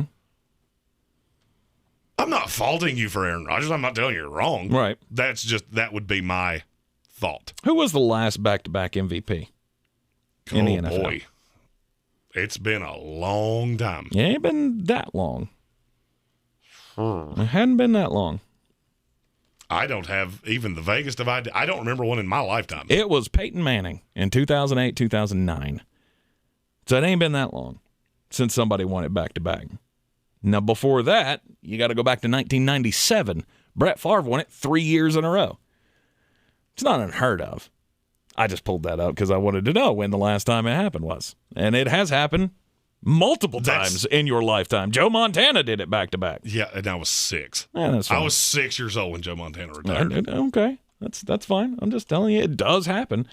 And for me, it would be Aaron Rodgers 1, Kyler Murray 2. I think Josh Allen's my 3. And I'm not trying to slide him. It's just Kyler Murray has been really good. If he could have had those running stats, it'd be no doubt him far and away. And see, stats don't do anything for me. Mm-hmm. I don't care who throws for the most yards. That's Jameis Winston football. I don't care. Right. My take is who is the most relevant to their team, and I have to mix in how good the team is. I could make an argument for Dak Prescott. It's not who I'd give it to, but I could make the argument. I can make the argument for Tom Brady. I tell you what, I would take Buffalo today with Mitch Trubisky as their quarterback with their weapons than over Jordan Love and Green Bay and over Colt McCoy and the Arizona Cardinals. I don't know that I agree with you on Colt McCoy. But, I mean, even then, which team could go further without their quarterback? I still look at Arizona and go, that offense is schemed in such a way, and you have so many weapons. I'm not sure I couldn't play quarterback for the Arizona Cardinals and at least be serviceable. Right. Josh Allen has one high-end receiver, a tight end with a broken hand, and then a bunch of dudes. Yep. And they're the best team in the AFC, and I don't even think it's debatable. There are obviously a couple of names that we have not mentioned here that are obviously in the MVP chase, one of them being my quarterback, Tom Brady. He's mentioned in every single one of these articles because what would the Tampa Bay Buccaneers be without him? Oh, wait, we saw that with Jameis Winston. And then Matthew Stafford. Matthew Stafford has to be in the conversation. His team's 7-1. He has all the stats that you could want. I mean, he's just behind Tom Brady. Yeah, the in problem pretty with much Matthew every Stafford, stat. The problem with Matthew Stafford is that I would say Sean McVay is going to get a lot more of this credit than any other coach that's anywhere near this. Well, and Matthews, Cooper Kupp. As you like to say, the gravy spills over on all the taters at some point. Does. And so Matt Stafford is going to get, obviously, some credit for this because they made the trade in the offseason. Oh, look how right Sean McVay was. or the front office or whoever. It's all piled on Sean McVay at this point. Well, the other thing is I think Cooper Kupp is going to catch a lot of credit, too. Mm-hmm. He has been absolutely indefensible. Mm-hmm. The only other person in the conversation for MVP, or the only non-quarterback in the conversation for MVP, was Derrick Henry, and now that's gone. Yeah, there's not another one. Unfortunately, the Jones fracture to the foot is going to be too much. It's going to keep him out most of the rest of the season, if not all of the rest of the season. And I don't know if we'll ever see it again. Oh, you'll never see a running back. Will we ever see another non-quarterback win the MVP? No, and you shouldn't. In fact, can you name the last one? Sean Alexander. Nope. Oh, there was one since then. Yep. 1 year after that. Priest Holmes? Nope. It's LaDainian. Oh, I should have known that. Yep, LaDainian Tomlinson. Of course, I don't know why I always forget him. 2005, Sean Alexander obviously had the 27 touchdown season, and then immediately the next year, that record got broke by LaDainian Tomlinson. Well, but and that was Sean the last Alexander time. broke immediately after that year. Oh, yeah. He was never the same. Mm-hmm. Oh, I thought you were saying because the record did get broken the next year by LaDainian. I mean, it's unbelievable when you look at these touch counts and things like that. Every one of these running backs breaks the next year. Mm-hmm. Other non-quarterbacks to win the MVP: Marshall Faulk. I remember that. Terrell Davis, Barry Sanders. And You'll never see another one. If you do, it would have to. I don't even know how it would happen. Okay, Bills fans, I'll give you Thurman Thomas as well. He was. I just don't know how one will ever. I don't know how a non-quarterback's ever going to win this award again. No, I mean, if Derrick Henry couldn't get it done with his 2,000 yards last year, it probably will never happen. Well, I mean, running backs at this point are like a really high-end sports car. Mm-hmm. I mean, you can drive them as hard as you want to. Just know the harder you drive it, the less amount of time it's going to last. Right. Derrick Henry's never going to be the same again. I mean, I hate to break that to Titans fans. I mean, I told Eddie Fox this yesterday. Mm-hmm. He ain't never going to be the same again. This is just the beginning. Panthers fans, you've seen this with Christian McCaffrey. Mm-hmm. When things start breaking on running backs, they never go back together the same way. Yep. And it's unfortunate, but it was incredibly predictable. Mm-hmm. Do you have a different offensive player of the year? The only one I would say, I mean, for me, I'm still in the same. I've never really understood what the difference was. Well, they gave out the offensive player of the year so they could find somebody not a quarterback to give it to. Yeah, and there's not. I mean, Cooper Kupp. Cooper Kupp would be a good one. If it was not a quarterback, that's who it would be. Mm-hmm. The weird thing is, a lot of times the MVP and the offensive player of the year are two different players, and they both play quarterback. Yeah, I mean, one is the second place trophy. The only person we haven't talked about that I think at least deserves mention, an MVP mention, yeah, okay, is Lamar Jackson. I mean, get it. Lamar Jackson's another one that holds up to that eye test of what would happen if you weren't here. Right. Well, and they've only made it worse because of the structure of this team. Had to be just so to make Lamar Jackson work. You take Lamar Jackson out of the scenario, now you have a team built around who is their backup quarterback? Tyler Huntley. Yeah, that guy. Exactly. I get it. Yes, Lamar deserves an honorable mention in the MVP. But I don't know that he's got the legitimate shot to win it. Oh, I think he does. If that team somehow goes, let's say they go 12-5 and they win that division and they go into the AFC playoffs as the 2 seed, yeah, I could see Lamar Jackson win it. Okay. At this point, I don't think he's the guy. At this point, no. I would say it's between Josh Allen and Kyler Murray. Okay. All right. So anyway, it's midseason point. MVP to me is Aaron Rodgers. MVP to you is Josh Allen. We both agree that Kyler Murray needs to be in the conversation. He's one of your top 3 votes. Has to be at this point. My voting is yours in reverse. Mm-hmm. I have Josh Allen 1, Kyler Murray 2, and Aaron Rodgers 3. All right, we'll continue the discussion. Midseason superlatives. More coming up next right here in the Sportsocracy. This is your Exergen Temporal Scanner weather forecast on ESPN Asheville. Frost and freeze alerts up for the mountains for the next couple of nights, and we're getting close to that 32-degree mark in the valley tonight. A couple of sprinkles, couple of snowflakes with elevation tonight, and a high Wednesday of 52 degrees with a cloudy sky. Even colder Thursday, high of 46, low 32 with a sprinkle or two, and then highs in the 50s for Friday and Saturday with sunshine returning for the weekend. I'm meteorologist Scott Lariamore. That's the latest Weather Channel forecast. This is your time saver traffic on the new ESPN Asheville. 26 eastbound is slow between Long Shoals Road and Airport Road. An accident reported on the Smoky Park Highway northbound between Pisgah Highway and Sand Hill Road. Near Inca Village, Sardis Road, moving from Sand Hill Road to Bavard Road, delays. In West Asheville, near Morningside Park, on Bavard Road between Shelbourne Road and Haywood Road, expect delays. Sweeten Creek Road southbound slow after the Blue Ridge Parkway to Mills Gap Road.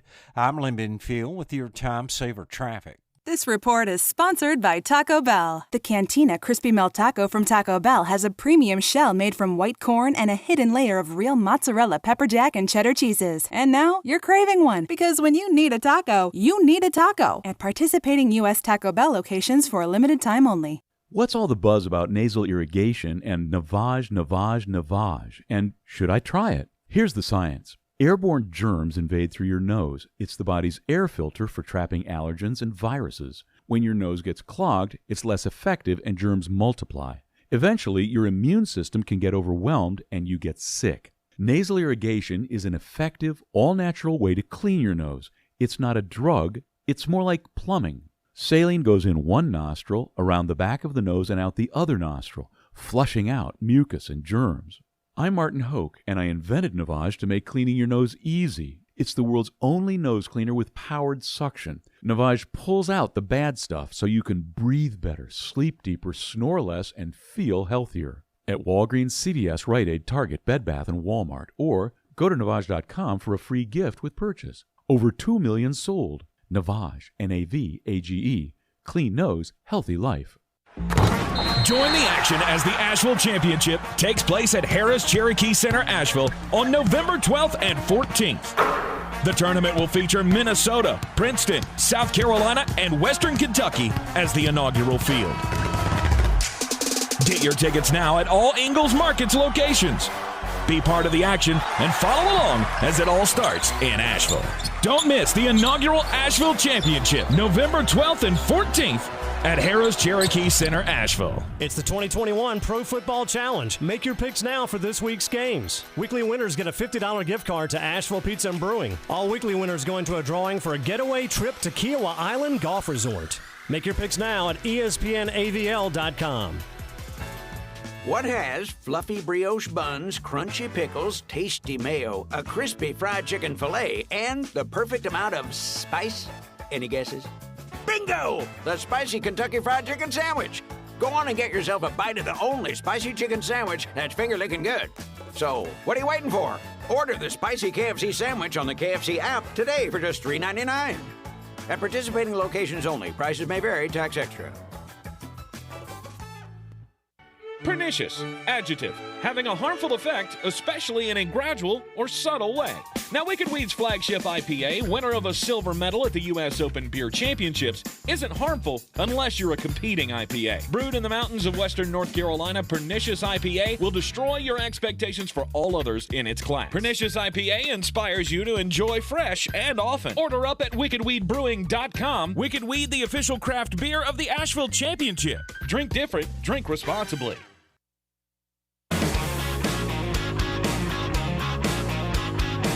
The Sportsocracy. What are you people?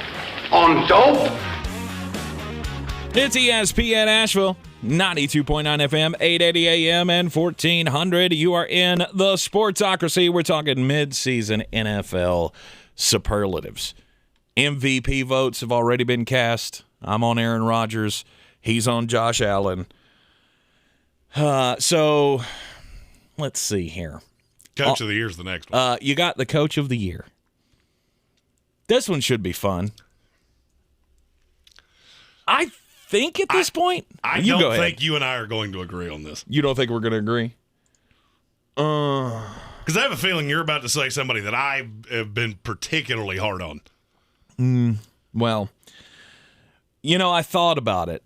I thought about making Cliff Kingsbury the coach of the year. However, as I continue to think about it, I think I'm leaning toward Sean McVay. That's not the name I thought you were going to say. So, who did you think I was going to say? The one I'm going to say. Oh. Sean Payton. Who's doing more with less? Okay. All right. Coach of the year is very often not who had the best team. It's who did the most with the least. Mm-hmm. And I don't know that you could make an argument for anybody outside of Sean Payton. You're not wrong. I mean, all the injuries that they have gone through, obviously the transition from Drew Brees to Jameis Winston. Now Jameis Winston's hurt. If this team keeps winning with not Taylor Heineke, who am I thinking of? Taysom Hill, thank you. Taysom Hill and Trevor Siemian and whatever that's going to look like down the stretch. Michael Thomas comes back. The defense is still good. And they're winning games. Yeah, it's going to be hard. It's going to be hard for anybody but Sean Payton to get it because if that team makes the playoffs, he should 100% win this. Already because of his stature as a coach in the NFL and a legendary coach in the NFL. Yeah. I mean, heck, I went through looking at New Orleans' schedule coming down the stretch here. They're already 5-2. They could be an 11-win team. They could. There are still 6 winnable games on that schedule, and if they snake one that they're not supposed to win, like they did against Tampa Bay, right? It could be way better than we expected. There were only two other coaches that I really considered. Mm-hmm. John Harbaugh. Yeah. I feel like he has been dealt a really aggressively bad hand because that team is killed. Was it 27 injuries? So it's something they're up insane. I think it was 19 players that played legitimate roles. Mm-hmm. They played legitimate snaps. Mm-hmm. The other one is going to sound crazy, and it is crazy right now, but it won't be if they make the playoffs. I'm gonna hit the button. I'm gonna hit it. It's Rich Bisaccia. I knew it. I knew you were going to go down that path. If they make the playoffs, I think he would probably get my vote. It would be between those three. Cliff Kingsbury has to be at the top of the list, or if not at the top of the list, somewhere close to the top of the list because of all the guff that he has taken about he's a college coach, failed at USC, and all this stuff. And he comes in, and now his team is number 2 in the NFC. Oh, he would certainly get a vote. No doubt. My problem with Cliff, and maybe I'm doing that thing you do and I'm projecting. Mm-hmm. Most of the things I have not liked about the Arizona Cardinals, I have been able to directly tie back to Cliff Kingsbury. Mm-hmm. I just don't think he has improved that much. And then you look at all the other good teams. I mean, we're not going to give it to Matt LaFleur. I give more credit to Aaron Rodgers than I do to Matt LaFleur. Right. McVay, this team was supposed to be good. One we haven't talked about, and I think we probably should, is Mike McCarthy. That team is exponentially better than we thought they were going to be. This is true. How much credit do you give Mike McCarthy for that, though? I mean, with all of the criticisms about his inability to manage the clock late in games, and are they winning games because of Mike McCarthy's decisions, or are they winning despite his blunders? You put one letter in there that would change my answer. Okay. Are they winning because of his decisions? Mm-hmm. No. Are they winning because of one decision that he made? Singular. Yes. Bringing in Dan Quinn. To fire his buddy Mike Nolan and bring in Dan Quinn. Admit the mistake. Admit you need another guy. That's what he did, and that's been the big difference in this team. Agreed. The offense was never the problem when Dak was healthy. Mm-hmm. That's why I laughed so much when I heard all those Cowboy fans over the offseason say, we should have hired Mike McCarthy. And done what exactly? You have a high-end offensive coordinator, mm-hmm. of which, by the way, can we just stop with he's going to take a college job? I think I've heard Kellen Moore's name attached to every open college job. That's not going to happen. Also, I feel like should be an honorable mention category for the coach of the year. It's another one of your punching bags, Zach Taylor. I had a feeling that was going to come up. Well, I mean, look, nobody has been a bigger criticizer, a critic, I guess, of the Cincinnati Bengals. I know that was the right one to use. It just didn't come to me. A critic of the Cincinnati Bengals than me, other than you. But you also have to look at the Cincinnati Bengals and go, you know what? What if this is real? What if they can continue to roll off win after win after win? How many hard games do they have left on that schedule? Just not a ton. There's 4. Yeah. There's 4 of them.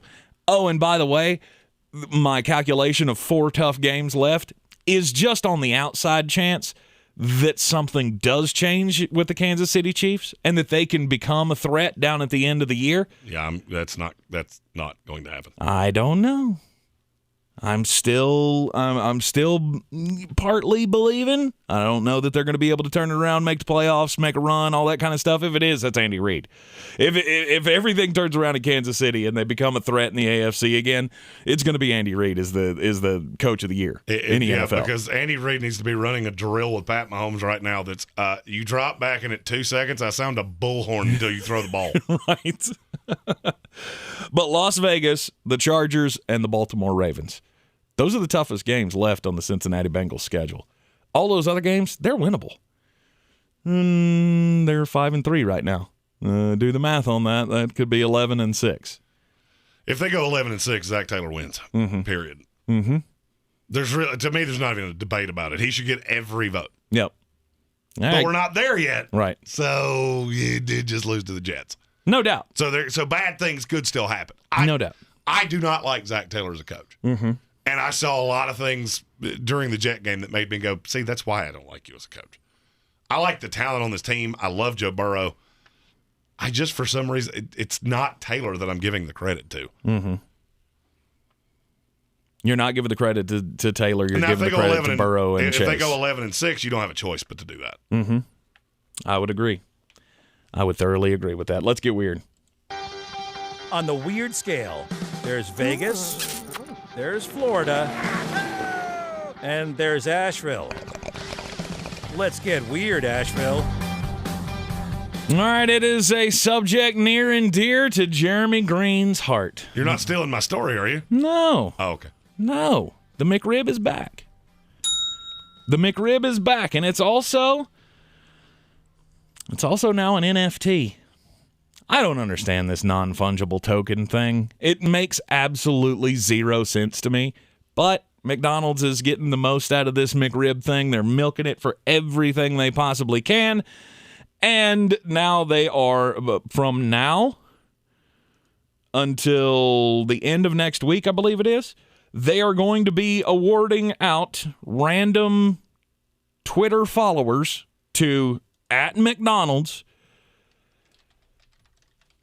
10 McRib NFTs. That's all there's going to be. There's going to be 10 McRib NFTs, these non-fungible digital token things that people are just crazy about and spending stupid amounts of money on. There will only be 10 of them that exist, and there's no purchase necessary. All you need to have is a crypto wallet to receive your McRib NFT. Can you eat it? You cannot eat it. Then I'm out. You cannot eat it. That's not how NFTs work at all. All you have to do is go to @McDonald's feed, retweet the NFT tweet, and also you have to, I think you have to use the hashtag McRib NFT.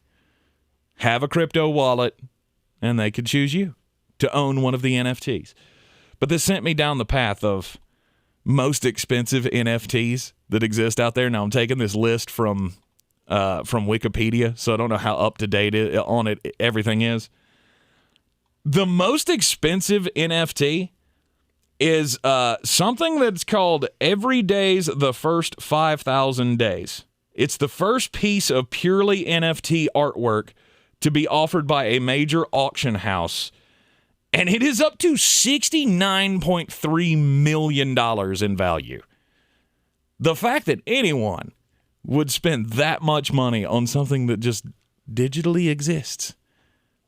It blows my mind. I'm going to utter a phrase that I've already uttered once in this show. What's that? Tell me you have too much money without telling me you have too much money. No doubt. No doubt. There's also one that was put out by the Wu-Tang Clan.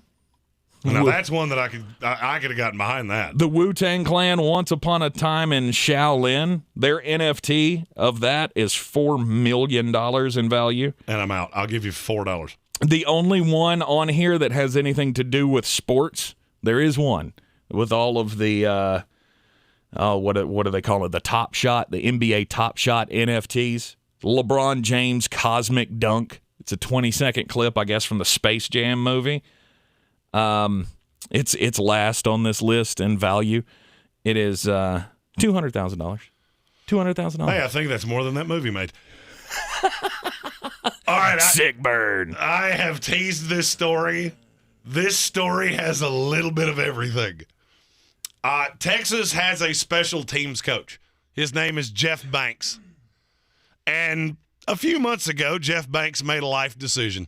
And he left his wife and he left his children and began dating a lady whose nickname is the Pole Assassin. The Pole Assassin. She is she's an adult entertainer. That pole. Okay. Yes, I was thinking election polls. No, that's not it. No, although we did try to get Mark Starling to call himself this today. We did. I don't think that worked, but I'll let you know. That'd be great for a news radio station to have the Pole Assassin who rips apart all of the... especially today because this story has trended a lot. Oh, yeah, all of the demographics on, polling. The woman's name is Danielle Banks. So now they live together and they own a house. And they decided that they were going to have a haunted house and a corn maze for the children in the neighborhood. They were going to have an adult Halloween party, all of these things. And so they invite the neighbors to their house. Well, apparently, they didn't tell everyone to stay out of the backyard because there was something in the backyard of which, and I'm going to say this the same way I've said this every time I've told the story today. I've heard all three of these words. I know what all three of them mean, but I have never heard them put in this order before. Mm-hmm. She had an emotional support monkey. Yeah. In the backyard. And it bit one of the children. Like to the point they had to pry the monkey's mouth off of the child. Oh, no. And this has become a big deal. There are differing reports on how serious the bite was. Miss Banks seems to think it wasn't that serious. Mm-hmm. Other people in the neighborhood have tweeted that it was rather serious. There's a lot to unpack with this, not the least of which is that the special teams coach for the University of Texas is dating a woman named the Pole Assassin that's been on Jerry Springer. And it took her emotional support monkey to bite a child for anyone to know that. There are times that I just say, what is this world that we live in? And why do I reside in it? Mm-hmm. This is one of those times that I went, there are so many layers to that story that it is without a doubt the weirdest story I've ever heard in my life. I don't ever tell sports stories here. But by the way, comments on YouTube, if you've ever needed a reason, today's the day. I can't say any of them, but... Today's the day. Emotional support monkey. Mm-hmm. That literally, those three things together make no sense to me. I understand support animals. I get that. Dogs are very comforting. Some people like cats. I am deathly allergic to them. I'm out. Mm-hmm. Monkeys don't like people. Right. They like to throw poo at people. Mm-hmm. How is this providing any form of emotional support? It's a good question. Good question. I have tried all day to come up with three words that make less sense put together. Mm-hmm. And the only one I've come up with so far is tactical, protective umbrella. That's all I got. I can't think of anything else that makes less sense put together. Uh-huh. Emotional support monkey. I've never understood why people want monkeys as pets. I mean, because it never goes well. I mean, like, how many stories have you seen over the years of, woman who, or man, whichever, has, raised this chimpanzee from a baby, and, lo and behold, after it reaches adulthood, that thing turns into a killing machine eats her face off. I'm out. I don't want anything living in my house that could easily harm me. Right. I'm out. Right. That's why I like little foofy dogs. Foofy dogs. Foofy dogs. Yeah, I don't need like a trained angry dog. Mm-hmm. Foofy dogs would be what exactly? Fluffy. I want a dog that looks very non-threatening. Like Pomeranians? Okay. I had a Pomeranian growing up. Oh, okay. All right. And I loved him. No, he was a great dog. I'm out. His name was He-Man. I am absolutely out on weird animals. Although I've always wanted a tarantula. Just because I think it would freak people out. You strike me as a spider guy. I do. I don't mind them. I don't mind spiders at all. Anyhow, back to the superlatives here for the midway point of the NFL season. No, have you seen anything else about the trade deadline? Were there any ones that came down that we didn't see? It appears that it didn't do. It died. Oh wait, died with a thud. We have one. Oh. The Denver Broncos are sending Kerry Vincent to the Eagles for a 2022 6th-round pick. Kerry Vincent really liked that kid. That was the kid out of LSU, right? That was supposed to be like a first-round draft pick, and then he sat out, and his stock just absolutely tanked. He was only a slot corner, but I mean that's not a bad pickup for them. They just barely beat the 4 p.m. Eastern time buzzer. Okay. All right, so that was the last one. So we had Laurent Duvernay-Tardif get traded. We had Melvin Ingram this morning go to the Kansas City Chiefs from the Pittsburgh Steelers. We didn't get a Deshaun Watson trade. We didn't get a Melvin Gordon trade. Fletcher Cox is apparently staying in Philadelphia. It was a very uneventful trade deadline. Oh, guess what? Who didn't see that coming? We build up the NFL trade deadline every year. Every year. Because there's so many things that could happen. And then you find out, lo and behold, no, teams are actually pretty good with where they're at. We did have a deal that was working, and I had heard this. The Saints were close to acquiring Odell Beckham Jr., but the money just became a non-starter. Mm-hmm.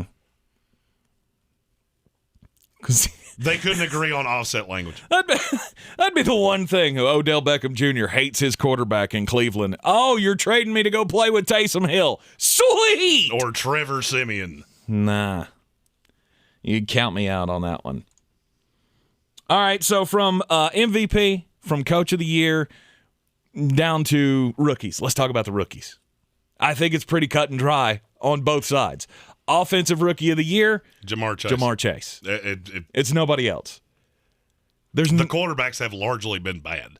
No doubt. If you were going to give it to anybody, it would be Mac Jones. And I'm going to be honest with you, just sit back and watch what's getting ready to happen to the New England Patriots. I've seen a lot of, look how improved they are. Mm-hmm. Okay. You keep thinking that.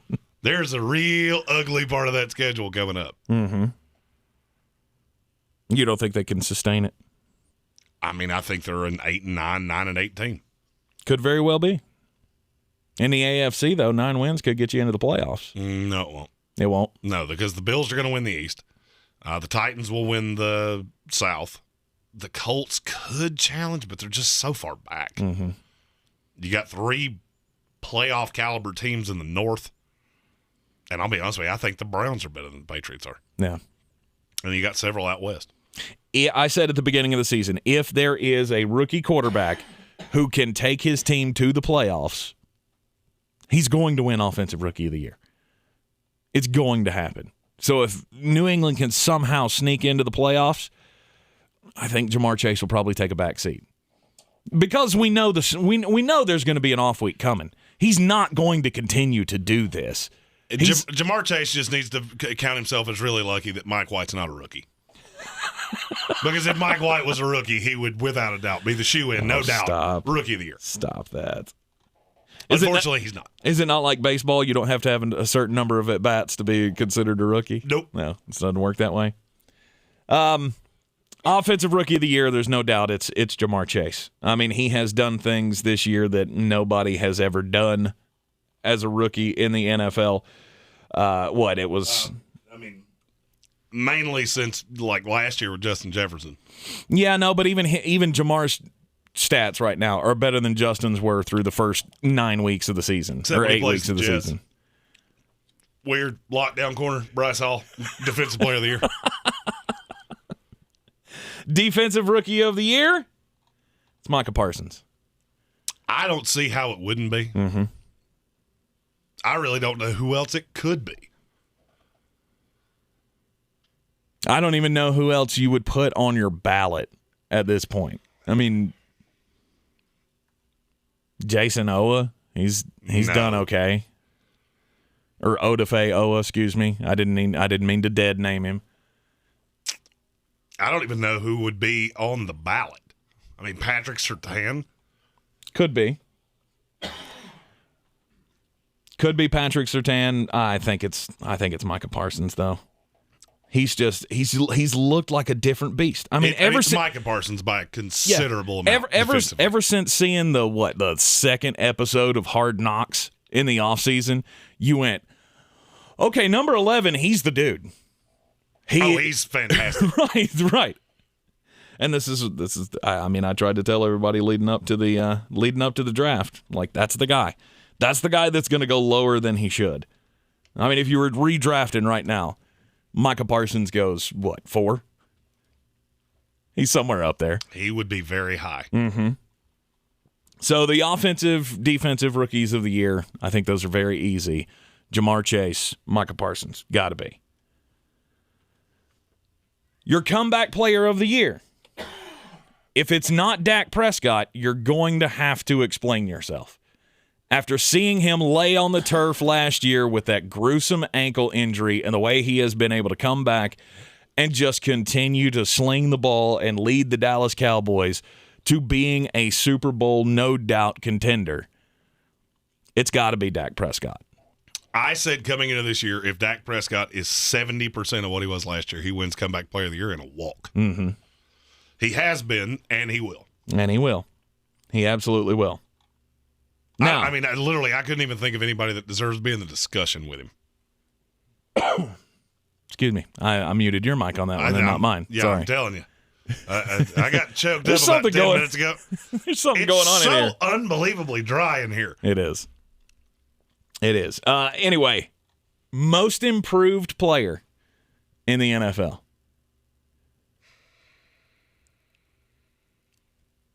You're thinking too hard.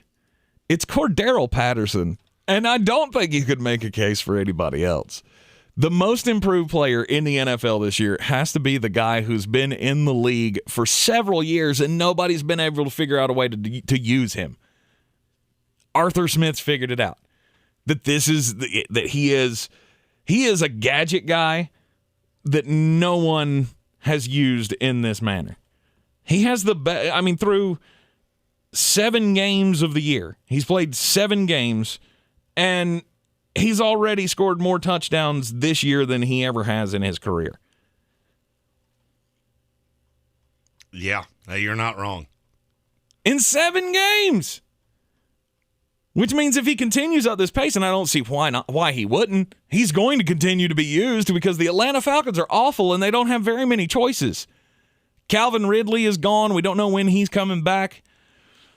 You got Kyle Pitts. You got Cordaryl Patterson. What else you got? Russell Gage? Cordaryl Patterson is the guy for the Atlanta Falcons, and I don't think you can choose anybody else to be the most improved player in the NFL. Agreed? I'd agree. All right, you're in the Sportsocracy here on ESPN Asheville, 92.9 FM, 880 AM, and 1400. This is your time-saver traffic on the new ESPN Asheville. Traffic is slow, 26 eastbound between the French Broad River and Airport Road. On the Captain Jeff Bowen Bridge, traffic volume busy and steady. Sweeten Creek Road southbound after the Blue Ridge Parkway to Mills Gap Road is slow. Hendersonville Road moving incident-free. Smoky Park Highway southbound approaching Sand Hill Road delays. Checking the drive time from Swannanoa to Asheville via 40 westbound and 240 westbound. Drive time 18 minutes. I'm Lyndon Field with your Time Saver Traffic. From the DuckDuckGo for Privacy Traffic Center. This report is sponsored by TP Howard Plumbing. Hey, this is Josh Howard of TP Howard's Plumbing. There's nothing worse than a plumbing emergency. Here at TP Howard's, we take great pride in the success of our employees. Our success as a company depends on them. We encourage longevity and promote stability in our workforce. We are growing and hiring. Call TP Howard's Plumbing. Join the action as the Asheville Championship takes place at Harris Cherokee Center, Asheville on November 12th and 14th. The tournament will feature Minnesota, Princeton, South Carolina, and Western Kentucky as the inaugural field. Get your tickets now at all Ingalls Markets locations. Be part of the action and follow along as it all starts in Asheville. Don't miss the inaugural Asheville Championship, November 12th and 14th at Harris Cherokee Center, Asheville. The Cantina Crispy Melt Taco from Taco Bell has a premium shell made from white corn and a hidden layer of real mozzarella, pepper jack, and cheddar cheeses. And now you're craving one, because when you need a taco, you need a taco at participating U.S. Taco Bell locations for a limited time only. Avid golfer Cam Warren played with joint pain for as long as he could. Couldn't play golf for any extended period of time without braces and pain and chewing Advil for the entire day. Then he turned to steroids. Cortisone would last a few months, but it just inevitably came right back. Got to the point where I would have to wear ice packs to bed. When the word surgery came up, Cam started looking elsewhere, and he found QC Kinetics. Natural biologic therapies, regenerative treatments that can repair and restore damaged tissue. With no drugs, no surgery, no downtime. And now, very proud to say that it has definitely changed my life. I've played 36 holes multiple days in a row without pain. Everything is great. Call QC Kinetics now to schedule your free consultation. I would recommend QC to anybody. Call QC Kinetics, 828-333-9517. That's 828-333-9517. QC Kinetics, 333-9517. What has fluffy brioche buns, crunchy pickles, tasty mayo, a crispy fried chicken fillet, and the perfect amount of spice? Any guesses? Bingo! The Spicy Kentucky Fried Chicken Sandwich. Go on and get yourself a bite of the only spicy chicken sandwich that's finger-licking good. So, what are you waiting for? Order the Spicy KFC Sandwich on the KFC app today for just $3.99. At participating locations only. Prices may vary. Tax extra. Lowe's Provember event is back, and we're thanking pros like you all month long with buy one, get one free deals on select DeWalt power tools and top values like a Spyder 2-pack of 4.5-inch diamond cutoff wheels for $14.98. Join us for Provember, going on now through November 24th. Shop in-store or at Lowe's.com/Provember. Lowe's, the new home for pros. While supplies last, U.S. only, valid 10/28 through 11/24. Real estate isn't about properties, it's about people. I'm Clarissa Marshall with eXp Realty, your native realtor serving all of Western North Carolina. I will work hard for you, and I believe in doing the right thing every time. I market each of my listings to reach out-of-town buyers. I use a professional photographer and drone video on every single listing, as well as collaborate with agents across the country to find your buyer. Check me out online at clarissasellswnc.com or give me a call at 828-774-6343. It would be my pleasure to assist you through the real estate process.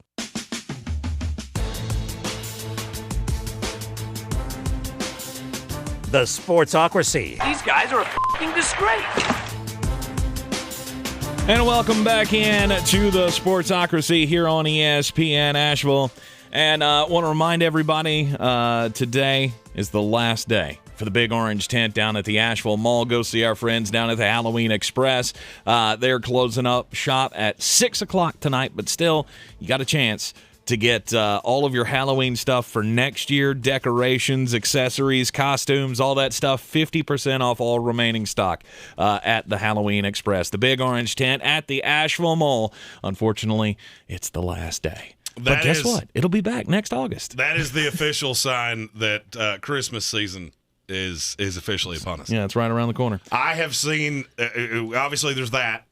knowing that Halloween's over. It's now, you got Thanksgiving and you got Christmas. Right. And then I got the other perfect indication that Christmas time's here. What's that? After the show, we will be doing our last call, our after show. So if you want to see that, you're not in on the YouTube stream, we will be doing about 30 minutes after the show. We'll leave the cameras on. We'll just answer questions, things like that. We'll be doing this 3 times a week, I think is what we finally decided something on. Like that. And it'll kind of grow as time goes on.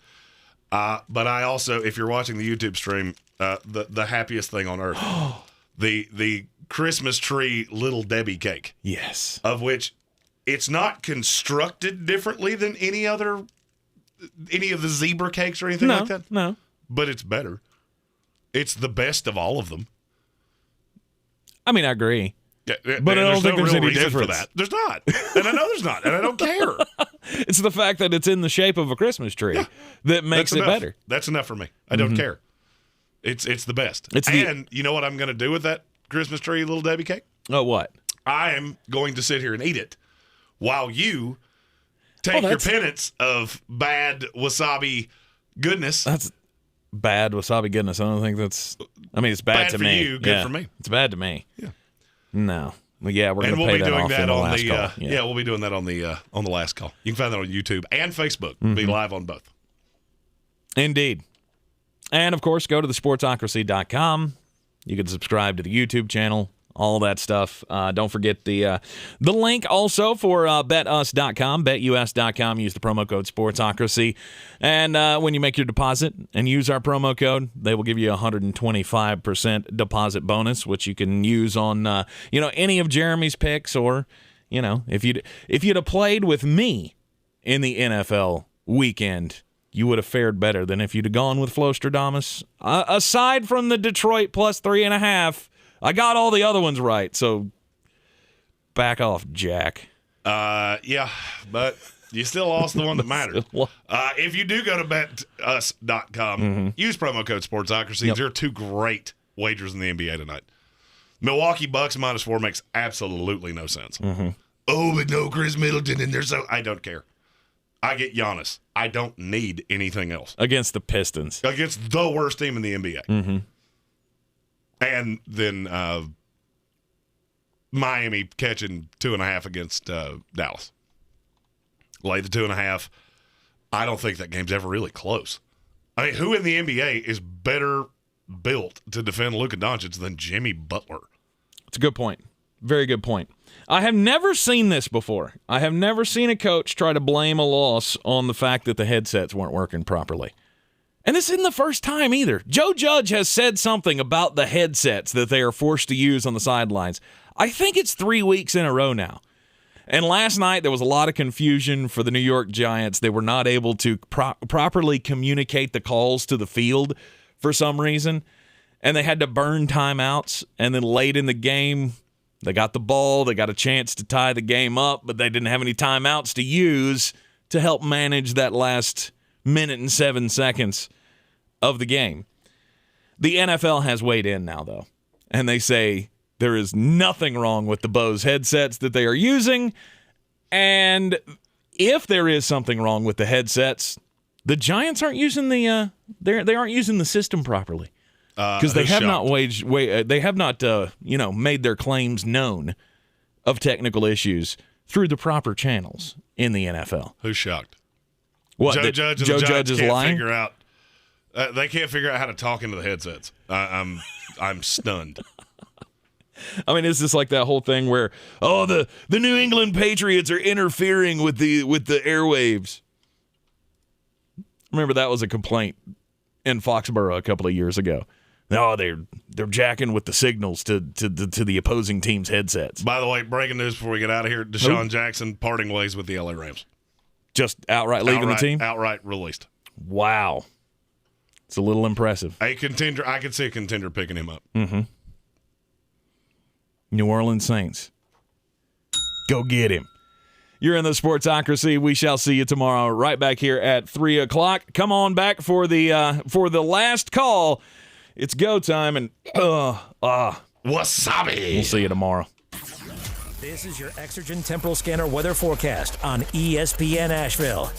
Frost and freeze alerts up for the mountains for the next couple of nights, and we're getting close to that 32-degree mark in the valley tonight. A couple of sprinkles, couple of snowflakes with elevation tonight, and a high Wednesday of 52 degrees with a cloudy sky. Even colder Thursday, high of 46, low 32 with a sprinkle or two, and then highs in the 50s for Friday and Saturday with sunshine returning for the weekend. I'm meteorologist Scott Lariamore. That's the latest Weather Channel forecast. This report is sponsored by Taco Bell. The Cantina Crispy Melt Taco from Taco Bell has a premium shell made from white corn and a hidden layer of real mozzarella, pepper jack, and cheddar cheeses. And now you're craving one, because when you need a taco, you need a taco at participating U.S. Taco Bell locations for a limited time only. This is your time saver traffic on the new ESPN Asheville. Traffic is slow, 26 eastbound between the French Broad River and Airport Road. On the Captain Jeff Bowen Bridge, traffic volume busy and steady. Sweeten Creek Road southbound after the Blue Ridge Parkway to Mills Gap Road is slow. Hendersonville Road moving incident-free. Smoky Park Highway southbound approaching Sand Hill Road delays. Checking the drive time from Swannanoa to Asheville via 40 westbound and 240 westbound. Drive time 18 minutes. I'm Lynn Benfield with your time saver traffic. From the DuckDuckGo for Privacy Traffic Center. This report is sponsored by BioNTech and Pfizer. Festivals, football, the great outdoors. Some people say fall is the best time of the year. It may also be a great time to consider getting vaccinated against COVID-19. Brought to you by BioNTech and Pfizer. From the Ingalls Studios, this is ESPN Asheville, WPEK, W225CJ Fairview, WMXF Waynesville, and iHeart radio station.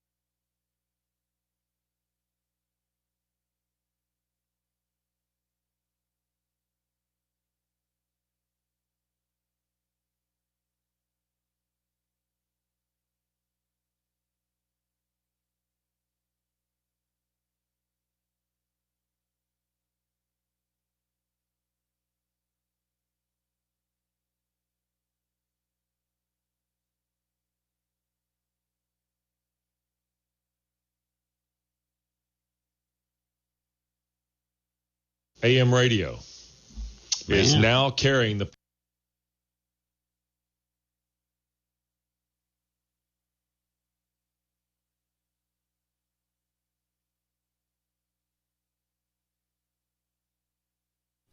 Are we doing this or what? Yeah. It's still rolling? Yeah. Oh, yeah. And I never stopped it. There's no intro or nothing? I mean, we decided to do this morning. So. Yeah. Well. Yeah. This is this is what happens when you miss the production meeting. Is and it's a big old glob of that too. Let me have one of those. Let me have one of them scooshies. Yeah. Let me. What kind of scooshy? What kind of sushis you get?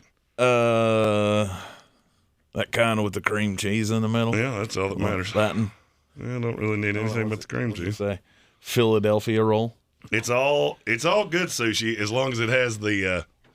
All right, so I swear to you. So what is the protocol for this? Like, how do you want me to do this? Well, personally, I think we should leave that up to the chat. How should he have to do this? Because I'm going to sit here and enjoy this lovely sushi. Oh no! Because see, this is what winners get. Winners get the good part of the platter. I don't know that I want to do this. I mean, I'm gonna do it. So we're gonna leave that up to the chat. Oh. Okay. Well, it's not doing anything on my end. Oh, so that's good sushi. Are we? Is that Ingalls sushi? That is Ingalls sushi. Low prices, love the savings. That's fantastic. Indeed. Eric Miller said, after this beauty, I need fantasy help thanks to Ruggs. If you have Henry Ruggs, there are a slew of receivers you can place him with. Mm-hmm. Brian Edwards. I'll stick to his own team. That is, to me, that's the easiest person to replace him with. Yeah. Okay, I'm still waiting on some guidance here. Straight up eat a glob. That's been, God, that's no. been. No. That's the one. Stephen Tow's looking out for you. I'll give you that. What did he say? He said on the sushi, nobody needs to raw dog wasabi. I don't disagree with that. Yeah, I mean, except because that's what made me sick the last time I did it. Except when you talk so much smack about the Lions. Mm-hmm. All right, I think we can come to a resolution here. Yeah. I mean, I think if you go 3 bites of sushi, there's got to be wasabi on all of them, or you can just all or nothing the big glob of wasabi. Screw it. How about I just do the glob on one piece, and I'll do the equal parts wasabi and sushi. Oh, is this the way to do it? That's actually messing up the piece that's in my mouth. Oh, this is not going to go good.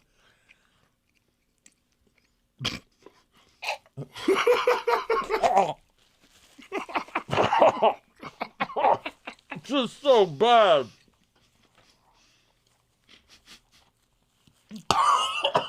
He's so far away from the microphone that you can't actually hear the low key. That's the noise I was looking for. That was the one. Oh, that's so damn bad. Oh, it's so bad.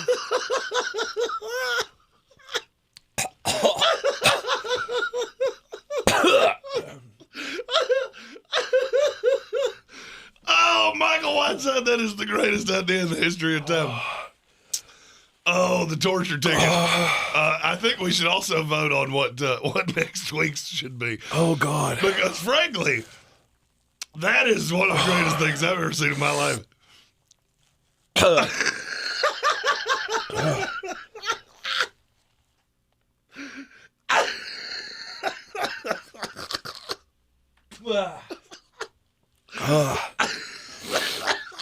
I mean, it's... Oh, boy. Oh, God, it's fantastic. It's so gross. Oh, there's the one thing on the planet that I wish had never been invented. Like, who decided I want... You know what? What would make this seaweed and raw fish that I'm eating better? I think it's a big spicy booger. We need a big spicy booger. Ugh. Oh, I missed the trash can on that one. I gotta clean it up real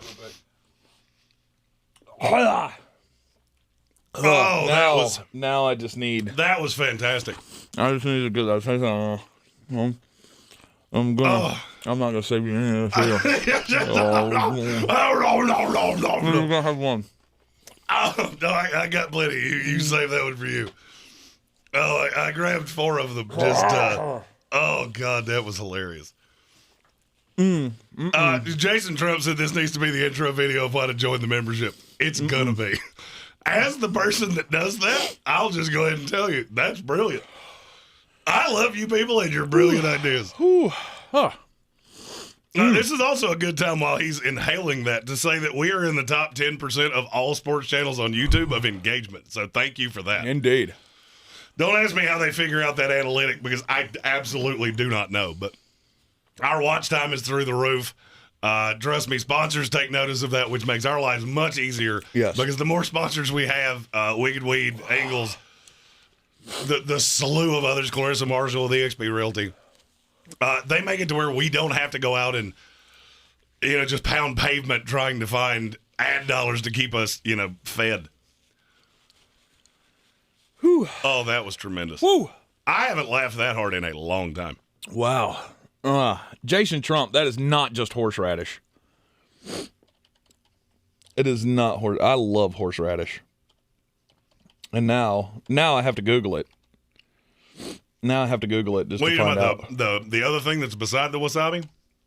No, he said wasabi is just horseradish, and that's not even kind of true. I don't know what wasabi is. I've always assumed I guess it is. Okay, so I'm wrong. It's Japanese horseradish. I've always just assumed it's wasabi gross. I have always just assumed that horseradish was just avocado mixed with pure evil. It's the only thing that ever made any sense to me. I got that on a piece of sushi one time and almost puked. And I'm not that guy. I'm vomit-free since 2003, and I'm damn proud of it. What are you talking about? The ginger? Oh, no, the ginger's gross. Oh, yeah. Oh, yeah. Oh, yeah. That's one that could be used against me at any time because I think ginger is the most disgusting thing on the planet Earth. Oh, yeah. Ooh. Oh. Now it's starting to build up. Oh, yeah, that's hilarious. That's fantastic. Yeah, that was always going to happen. That was never not going to be a thing. Oh, this was, I have to give a lot of credit to Michael Whiteside here. That is, without a doubt, one of the funniest ideas anybody's come up with. And that happened right outside Radio Ranch. Tank comes in late on Fridays because he works late. Mm-hmm. He's here doing high school football. And they don't ask me to do that because they don't like me as much as him. Mm-hmm. And I'm not good at as many things. So he comes in late. Michael Whiteside slid in here. We had a little smoke break outside, and this was a genius concoction of his. And that is tremendous. Mm-hmm. Trump says American wasabi is 100% just horseradish with green food coloring. Which is weird because you like horseradish. I love horseradish. I really do. I mean, I like it in the sauce form. Adam Black said you'll be sitting on ice cream later. The gallon of sweet tea has to happen. Like, I have to do that. And by the way, I've actually challenged myself to doing it. I can't do it as quick as what's the dude's name? The Booker, is that his last name? The competitive eater that did the Badlands Booker? Yeah. I can't do it as fast as him, but I can do it. Do what? The gallon of sweet tea. Oh, yeah. I actually chugged not a gallon. What's the carton? So a carton's not a gallon. No. What is that? That's a half gallon. That's a half gallon. I chugged one of those full of mango juice after our Halloween festivities before I came in here to do the show by myself. Okay. So, and moving forward, I say we set up the camera in we have the old studio space. We still have that here. Yeah. That's still on the premises. It is. So we could be doing these in there moving forward. I think that's a brilliant idea. It's a lot of work, though, to move things, move the cameras and all that. We only have to move one. Yeah, that's we true. have a third camera that just sits in a box. That's true.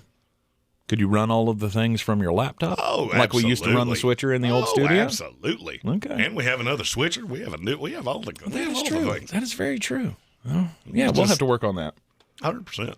Anyway, yeah, so I don't ever use my laptop anyway. It's basically like a doorstop anyway. I will tell you, I'm a man of my word. I will not back out if we make a wager. I'm a man of my word, and I will. Yeah, I am going to hate that later though, because the gas is just going to keep coming, and it's not pretty. Although now that I've found out that it's just horseradish with green food coloring, it makes it more palatable. So I appreciate that, Jason Trump. Thank you. Was it a mind over matter thing? Maybe it was. Maybe just thinking it was some foreign object from outer space. You thought it was demonic avocado and you just hated it? I don't know. It doesn't taste good. It doesn't taste good all in one glob like that. But you know what? It's how much I love you fuckers. Yes, and we do. Stephen Tao said in the comments that the old space is dope. It was dope. It had a slew of problems, and it was really inconvenient for us to be across town doing these things. Mm-hmm. We get way more accomplished now than we ever did before. You're not necessarily seeing all of it yet, but you will. Now that we're here all the time and we have a permanent space and we have an office in the back that I still don't think we've actually walked through the door of yet. Yep. Have you walked in that yet? What? Your old office that's now supposed to be ours? No. There you go. I have not. We got an office and they didn't give us a key. Well, we're always in here. Yeah. So there's no real need for an office at that point. All right, so if you guys want to fire some questions out, if you got fantasy questions, anything like that, or we can just sit here and make fun of Tank for his sweet wasabi inhalation. Although I do have to give you credit, I 100% thought you were going to puke on something. I mean, I almost did. There was a period there where I thought this is going to go badly, especially when that horseradish just hit the, that little sensory thing that's in the back of your throat, like right at the nasal entrance of the nasal passage. I felt it going, start burning. Well, when you decided to go easy bake oven cupcake, and that was how you decided you were going to do that, I went, that's a horrible error in judgment. Uh-huh. Oh, it's best just to rip the Band-Aid off. I've always been a rip the Band-Aid guy. Never, you don't try to pull it slowly and just get it over with. Just grit your teeth and bear it. Oh, here you go. Okay. Yeah. Boop. Oh, yeah. See, now that's what I'm talking about. Yeah, we went Christmas tree cake actually time. got the Christmas tree cakes just to help him wash down the wasabi. Oh, but the branch broke off. Who cares? It's going in the suck hole. Yeah. I don't know why they're better than zebra cakes. And it doesn't make any freaking sense. They have the exact same ingredients. Right. I mean, it's not the extra green sprinkles on top. Oh, Jason Trump, Eric Miller asked, what was the Halloween costume? I was running Forrest Gump.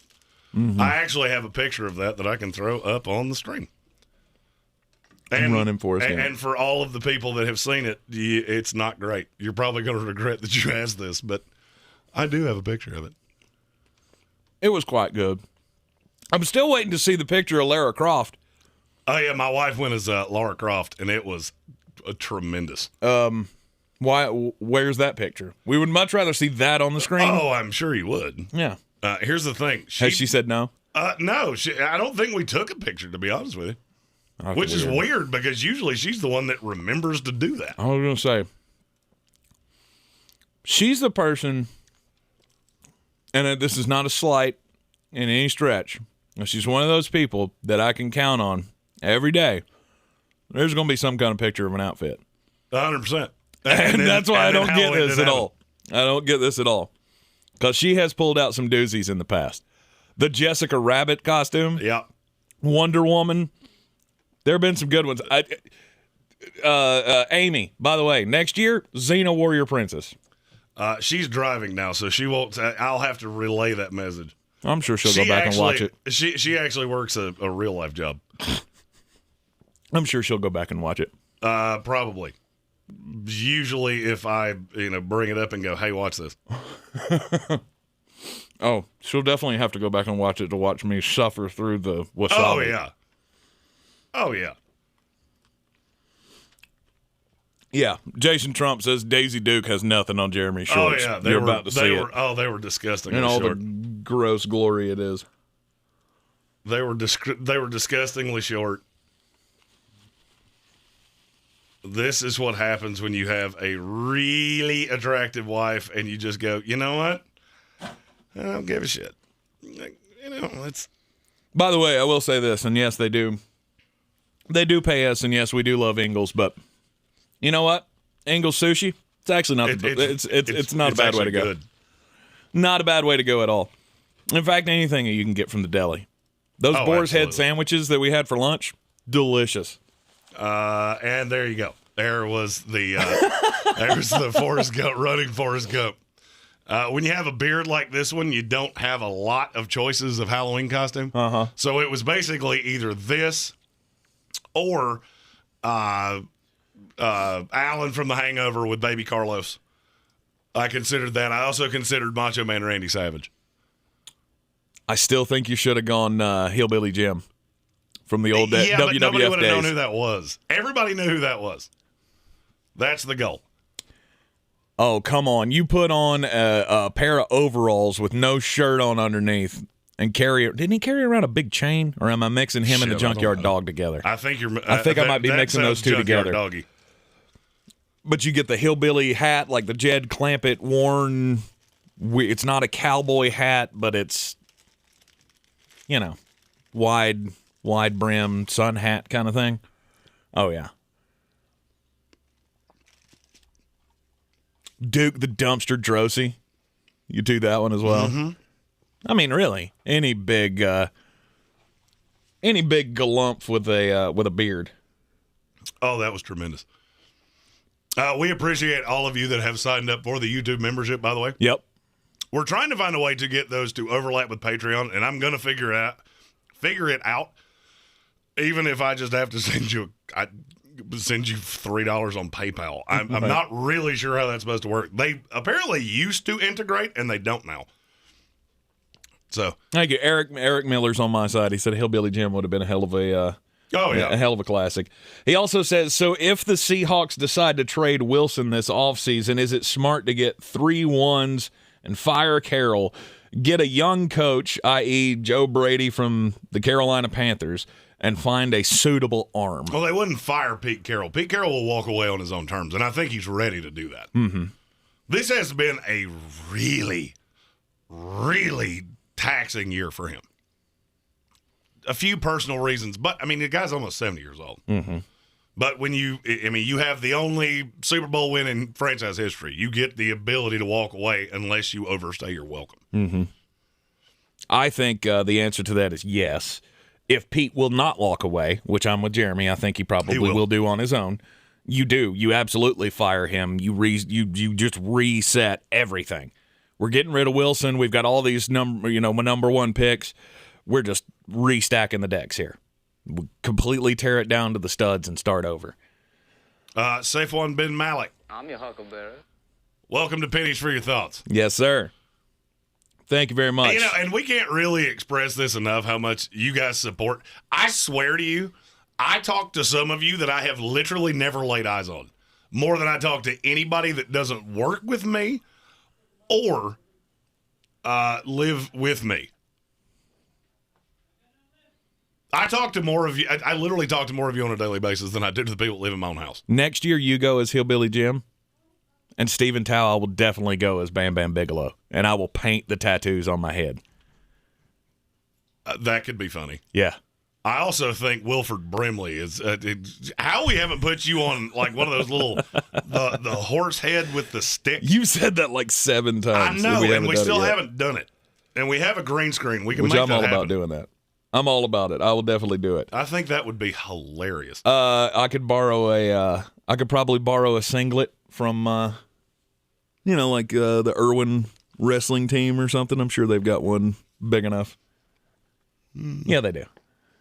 They got some big kids that play over there at Irwin. And who was it? Where I saw this a second ago. That if you went as Macho Man Randy Savage, then Amy would have to go as Miss Elizabeth. She's totally committed to that, by the way. Out. I'm out. Here's what I want to see. I want to see you shave your beard. I want to see you shave your beard off, and I want you to go as Gold Dust. And she has to go as Luna Vachon. No, you don't. You don't in any way want me to do that. Will Amy be willing to shave half her head? No, and I am Seacrest the whole fuck out. He's like not a shot in hell. Look, Puddin', I spent too much time with Crazy before I met her. I sure as shit don't want to dive back into that pool. Okay? Yeah. I've spent way too much time with women that went, oh, look, I shaved the center of my head. Do you like it? I've been down that road, and I came out clean on the other side. This is like Shawshank Redemption. Mm-hmm. Climbed through a mountain of filth, came out clean on the other side. You could do Big John Studd, and I'll do Big Van Vader. Oh, that Big Van Vader that's the win. You probably got one of them S&M masks in your house anyway, so. It may or may not be wrong. Don't ask a question you don't want to know the answer to there, bud. Because I'll tell you shit that'll ruin your whole day, and I won't even stop eating my dinner. He will, too. You don't want to go down that path. I've seen me do it. Yeah, I've seen you do it as well. I'm a depraved individual, and you know what? I'm fine with that. Right. Anyhow, this has been fun. It hasn't been too terribly illuminating on the sports front here, but this is what I love doing. I love hanging out and just talking with you guys in the chat. Well, this is kind of what we've gotten away from, being so regimented with the show being in the morning, and we've got meetings in between, and now we've got a sales department here that pulls on my time from time to time.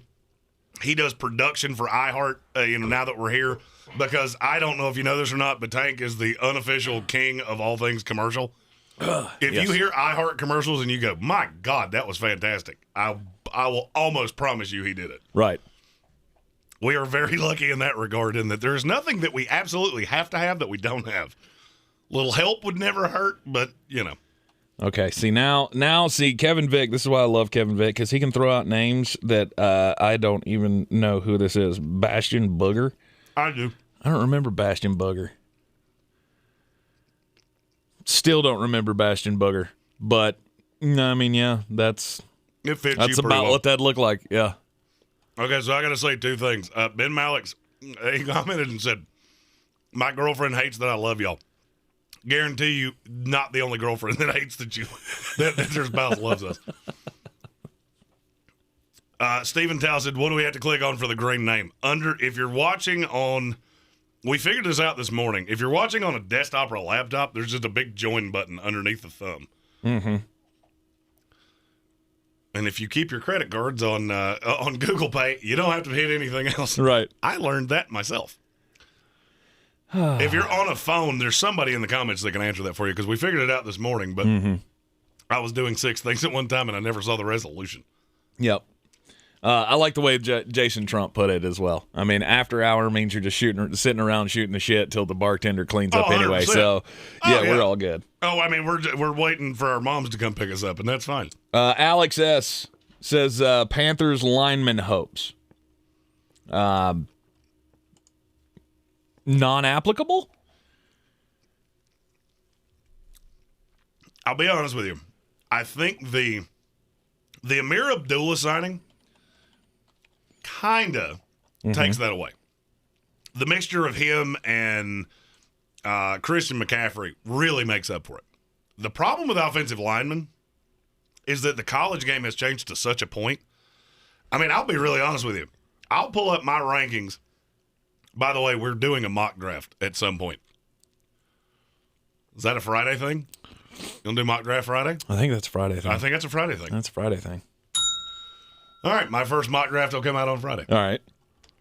The problem that a lot of teams are having is that you're not getting the slew of ready-made offensive linemen that you used to. Mm-hmm. A lot of those guys are playing defensive tackle now, or whatever the case may be.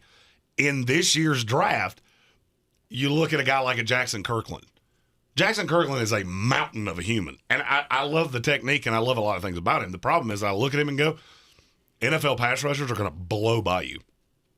You'll have to have running back help because you're so damn big that speed rushers are getting by. There are pass rushers coming into this draft that are 240 pounds. Right. That used to be a linebacker. I mean, we've talked about every level of the defense before, of how they're getting faster and faster. You're seeing these joker roles with the linebacker being should be playing as a safety, but now playing as a linebacker because they're so damn fast to be able to get into the backfield.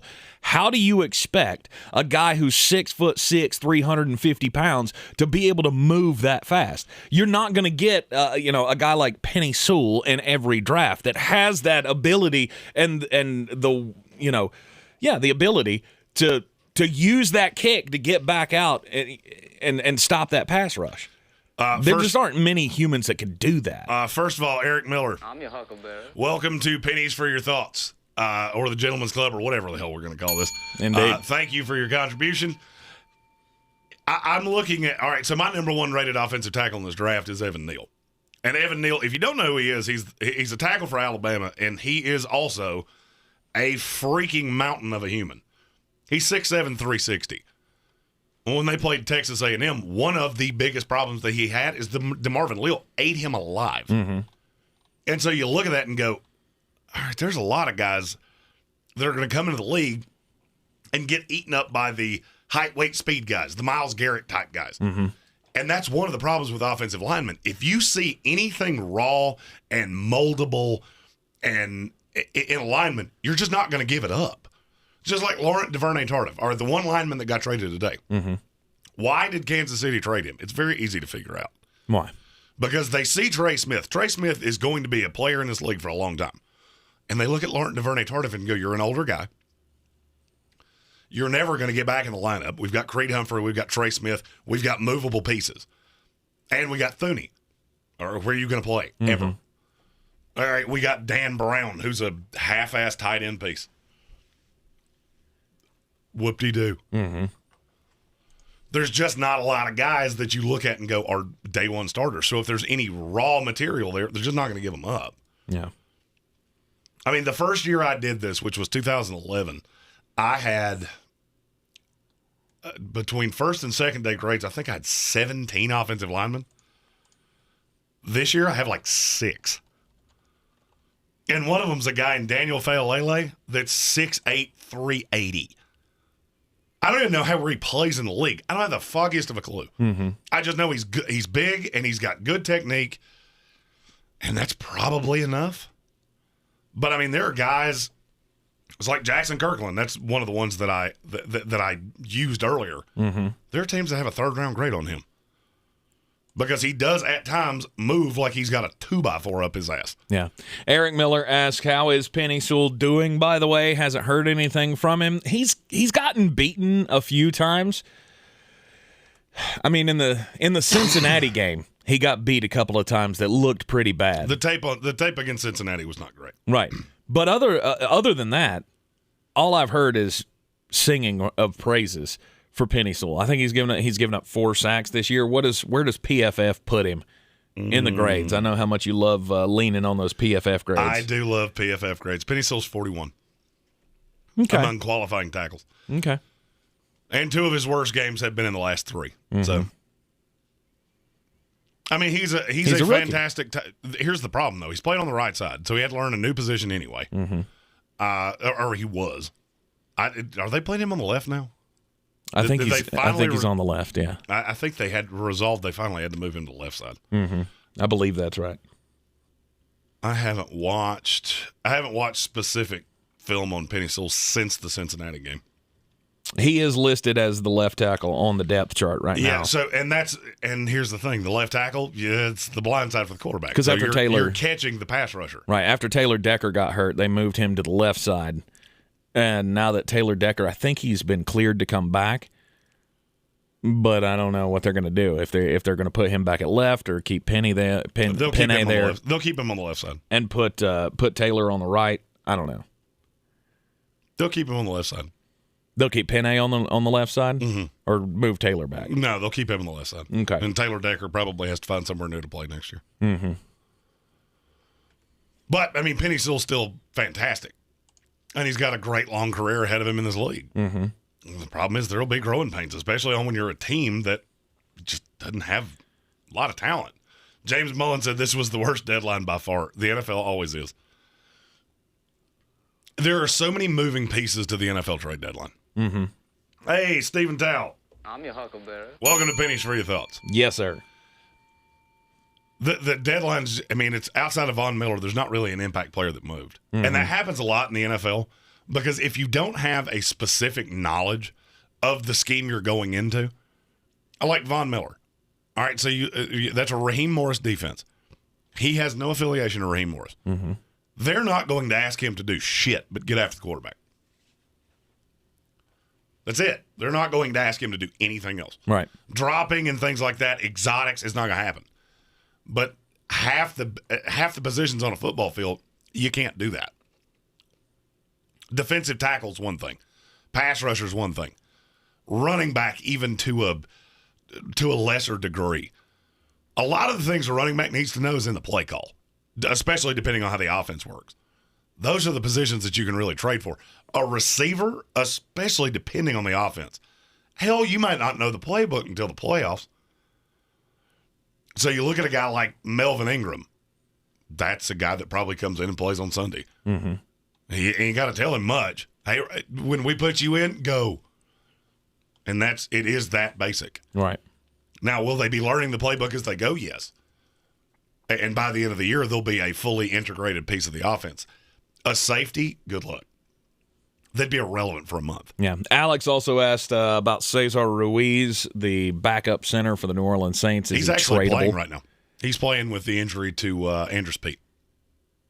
Oh, he's on the line playing somewhere else? Mm-hmm. Or do they have him playing center? They moved him between center and guard. I don't know where I didn't notice the latest alignment, mm-hmm. but I saw his name. Yeah, he's playing right guard. Okay. He's filling it. They moved Throckmorton to the left side and put Cesar Ruiz in at right guard. Okay. Ruiz He was a guy that I loved coming out of LSU. He's a bad Ruiz went to Michigan. He's just a bad dude. Who was the center for LSU that I liked? Sadiq Charles is the only line. Oh, no. You're talking about Lloyd Cushenberry. Yes. He's in Denver. He's very, very good, too. Right. I did like Ruiz as well. By the way, that's a fun game. For those of you that don't intimately watch us, it's a fun game we play from time to time of Tank gives me one little itty-bitty piece of information. And I go, oh, yeah, that guy. I have a weird Vulcan brain. I can't remember jack dick, but I can remember a draft prospect till the end of time. Vulcan or Volcom? Vulcan. Oh, I get what you. Thank you. But Indeed. Yeah, I mean, the NFL trade deadline, it's always a fun thing in theory. It's always a fun thing just to bandy about and talk about what if this team trades for that here's guy. The thing. There's a very specific reason why you're seeing more players move. Because play calls in the NFL are getting much more simplistic. You know, that's why I've always mocked the Pirate, Mike Leach. Yeah. The more time has gone on, the more difficult his playbook has gotten. And the less of his players get drafted. That's not a happenstance. Because you watch tape on them, and it is maddeningly inconsistent, and you just know it's because you're asking them to do way too much. James Mullen asked, how do we think Adrian Peterson's going to do? I'll be honest with you. I'm stunned they didn't bring in another running back. I know they were in on Melvin Gordon. They just apparently never got to the compensation. I don't know what Denver wanted. I hadn't specifically heard that. Adrian Peterson will be the early down back. You'll see Jeremy McNichols run as the passing down back. The problem is I just don't think the sum of all parts is even 10% of what Derrick Henry was. And that's what made Ryan Tannehill so much better than he was in Miami. Adam Gase asked Ryan Tannehill to do too much. Arthur Smith, and even to a lesser degree, the way the system runs now, it was basically just split read for Ryan Tannehill. He would come to the line with two plays. He would take a look. That's when you see the quarterback hitting their helmet or doing the alert. That's all Ryan Tannehill was asked to do. The problem is now nobody has to really honor your back out of the backfield. So now there's going to be a lot more passing. There's going to be a lot more onus on Ryan Tannehill to do things. And I just think that's a recipe for disaster. You know, the ESPN show that we just did, you're basically chalking up, all these wins, and I understand those teams are bad. Just remember, there are weird 3-win teams that beat borderline playoff teams every year.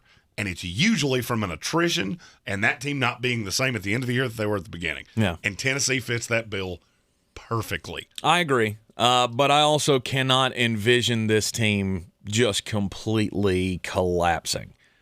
I mean, look, I get it. I'm not Flostradamus. I'm not Nostradamus.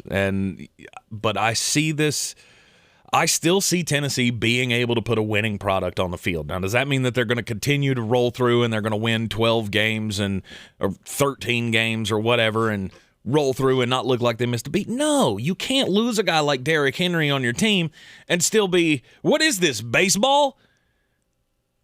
I mean, this is like the Atlanta Braves losing Ronald Acuna and somehow still making the World Series. See, and I think football's completely different. And see, I think that's a mindset that you get, that you fall into, is that you don't always see and it's not a slight at all. You're a baseball guy.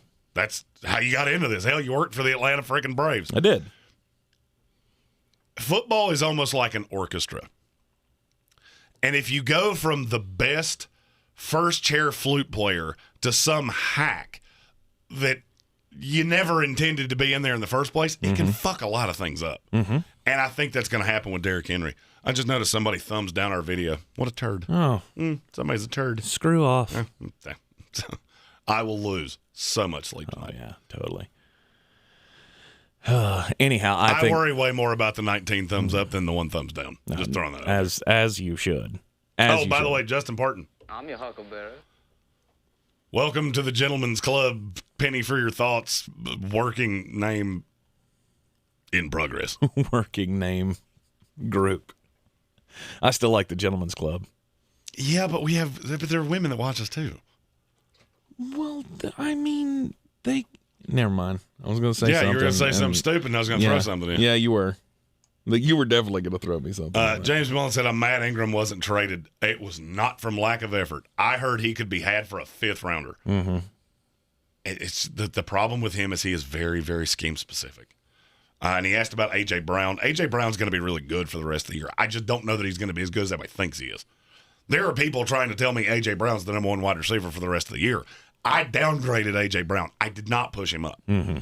And so, this morning we were talking about players to move and players that have been really good in fantasy that I'm coming off of. I think A.J. Brown probably takes a step back because he's going to see unbelievable number 1 coverage. Mm-hmm. And unless Julio Jones can come back, this offense is going to be a little difficult to me. Yeah. James also asked opinions on the Ruggs DUI. Grab a fucking Uber. Dumb as fuck. That's what I can't say on ESPN Radio. Right. It's grab a fucking Uber. Mm-hmm. Somebody lost their life because you made a shitty decision. And we live in Asheville, North Carolina, so we witnessed this happen firsthand. Mm-hmm. I mean, not firsthand, but you know what I'm trying to say. Right. So, this is just something that grab a damn Uber. Mm-hmm. I will never understand having all of that money at your disposal and deciding to go out and get wasted, which I don't care. I've done it. Everybody's done it. We do it. Don't fucking drive. There you go. Do not drive.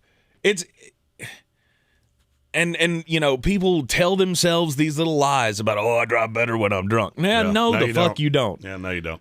Don't do that.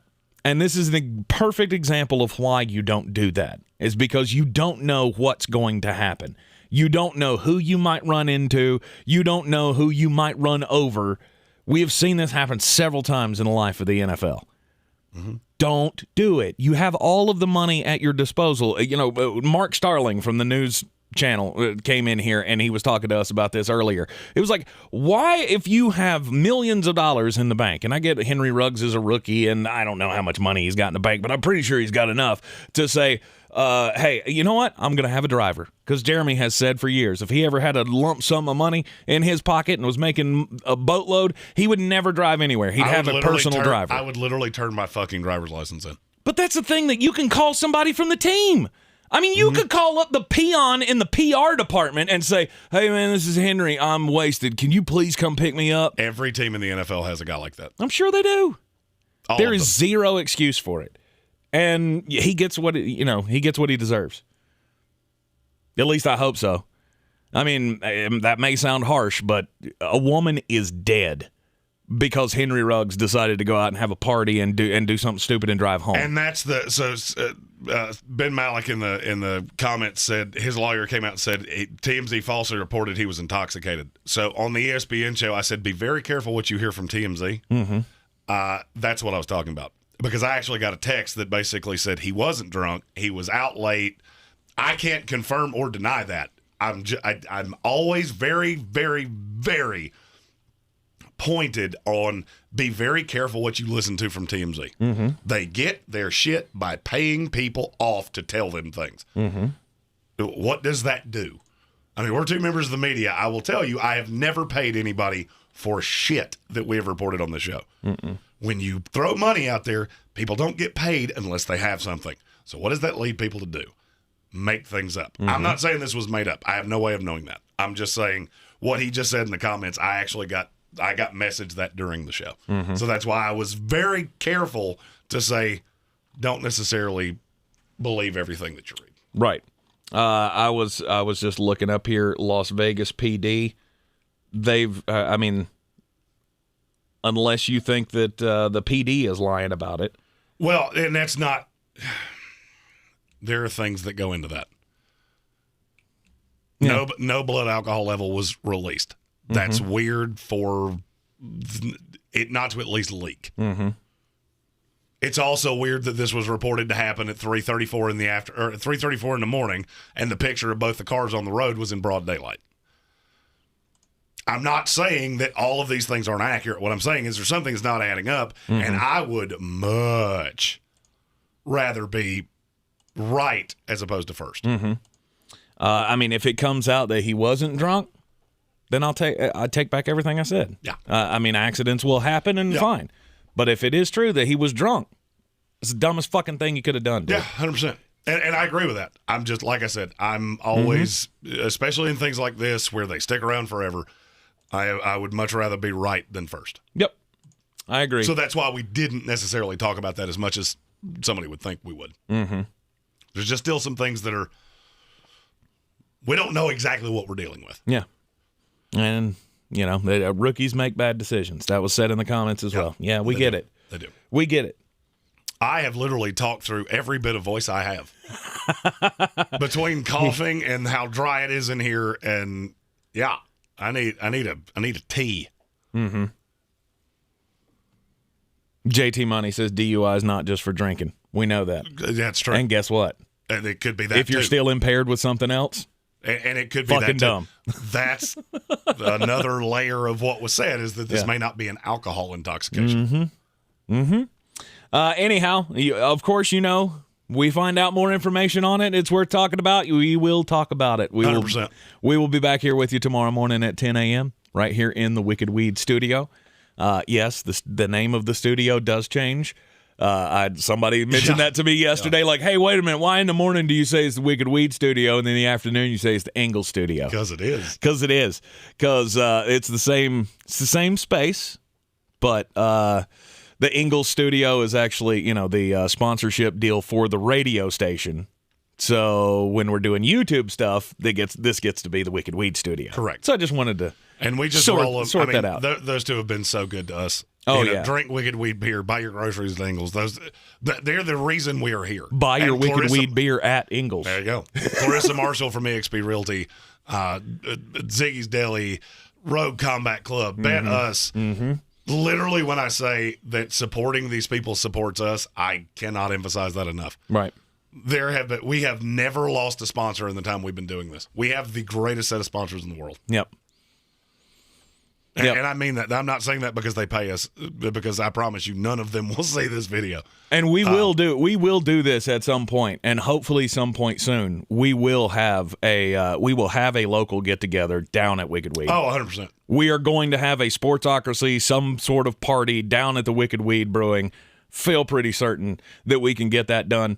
Because we'd love to hang out with all of you guys in person. Oh, 100%. And just know that, between the Patreon subscribers and the subscribers on YouTube, all of these ancillary, monies, they go right back into the show. We have a litany of things that we either want to do or are working on.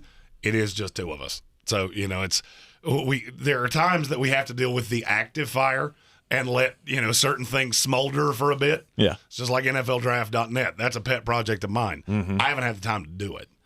I've got writers all over the country that are just sitting here going, I have profiles. Well, I have nowhere to put them. Mm-hmm. So I will get them, and we will put them together, and we will do things. That's right. Just know that we greatly appreciate you guys. Absolutely. We're looking forward to doing many more of these things, and thank you for all of the continued support. Indeed. We are, of course, live every weekday morning at 10 a.m. here in the Wicked Weed studio, afternoons at 3 p.m. We are in the Ingalls studio live. And, Sunday mornings, we're still going to continue with that. We will see you in the morning where we will have power rankings for Week 9 in the NFL. Until then, be safe. Don't drink and drive. Hug your kids a little tighter tonight. And you know what? If you're going out and have a drink, have one on us. We'll see you next time. A Wicked Weed one on it.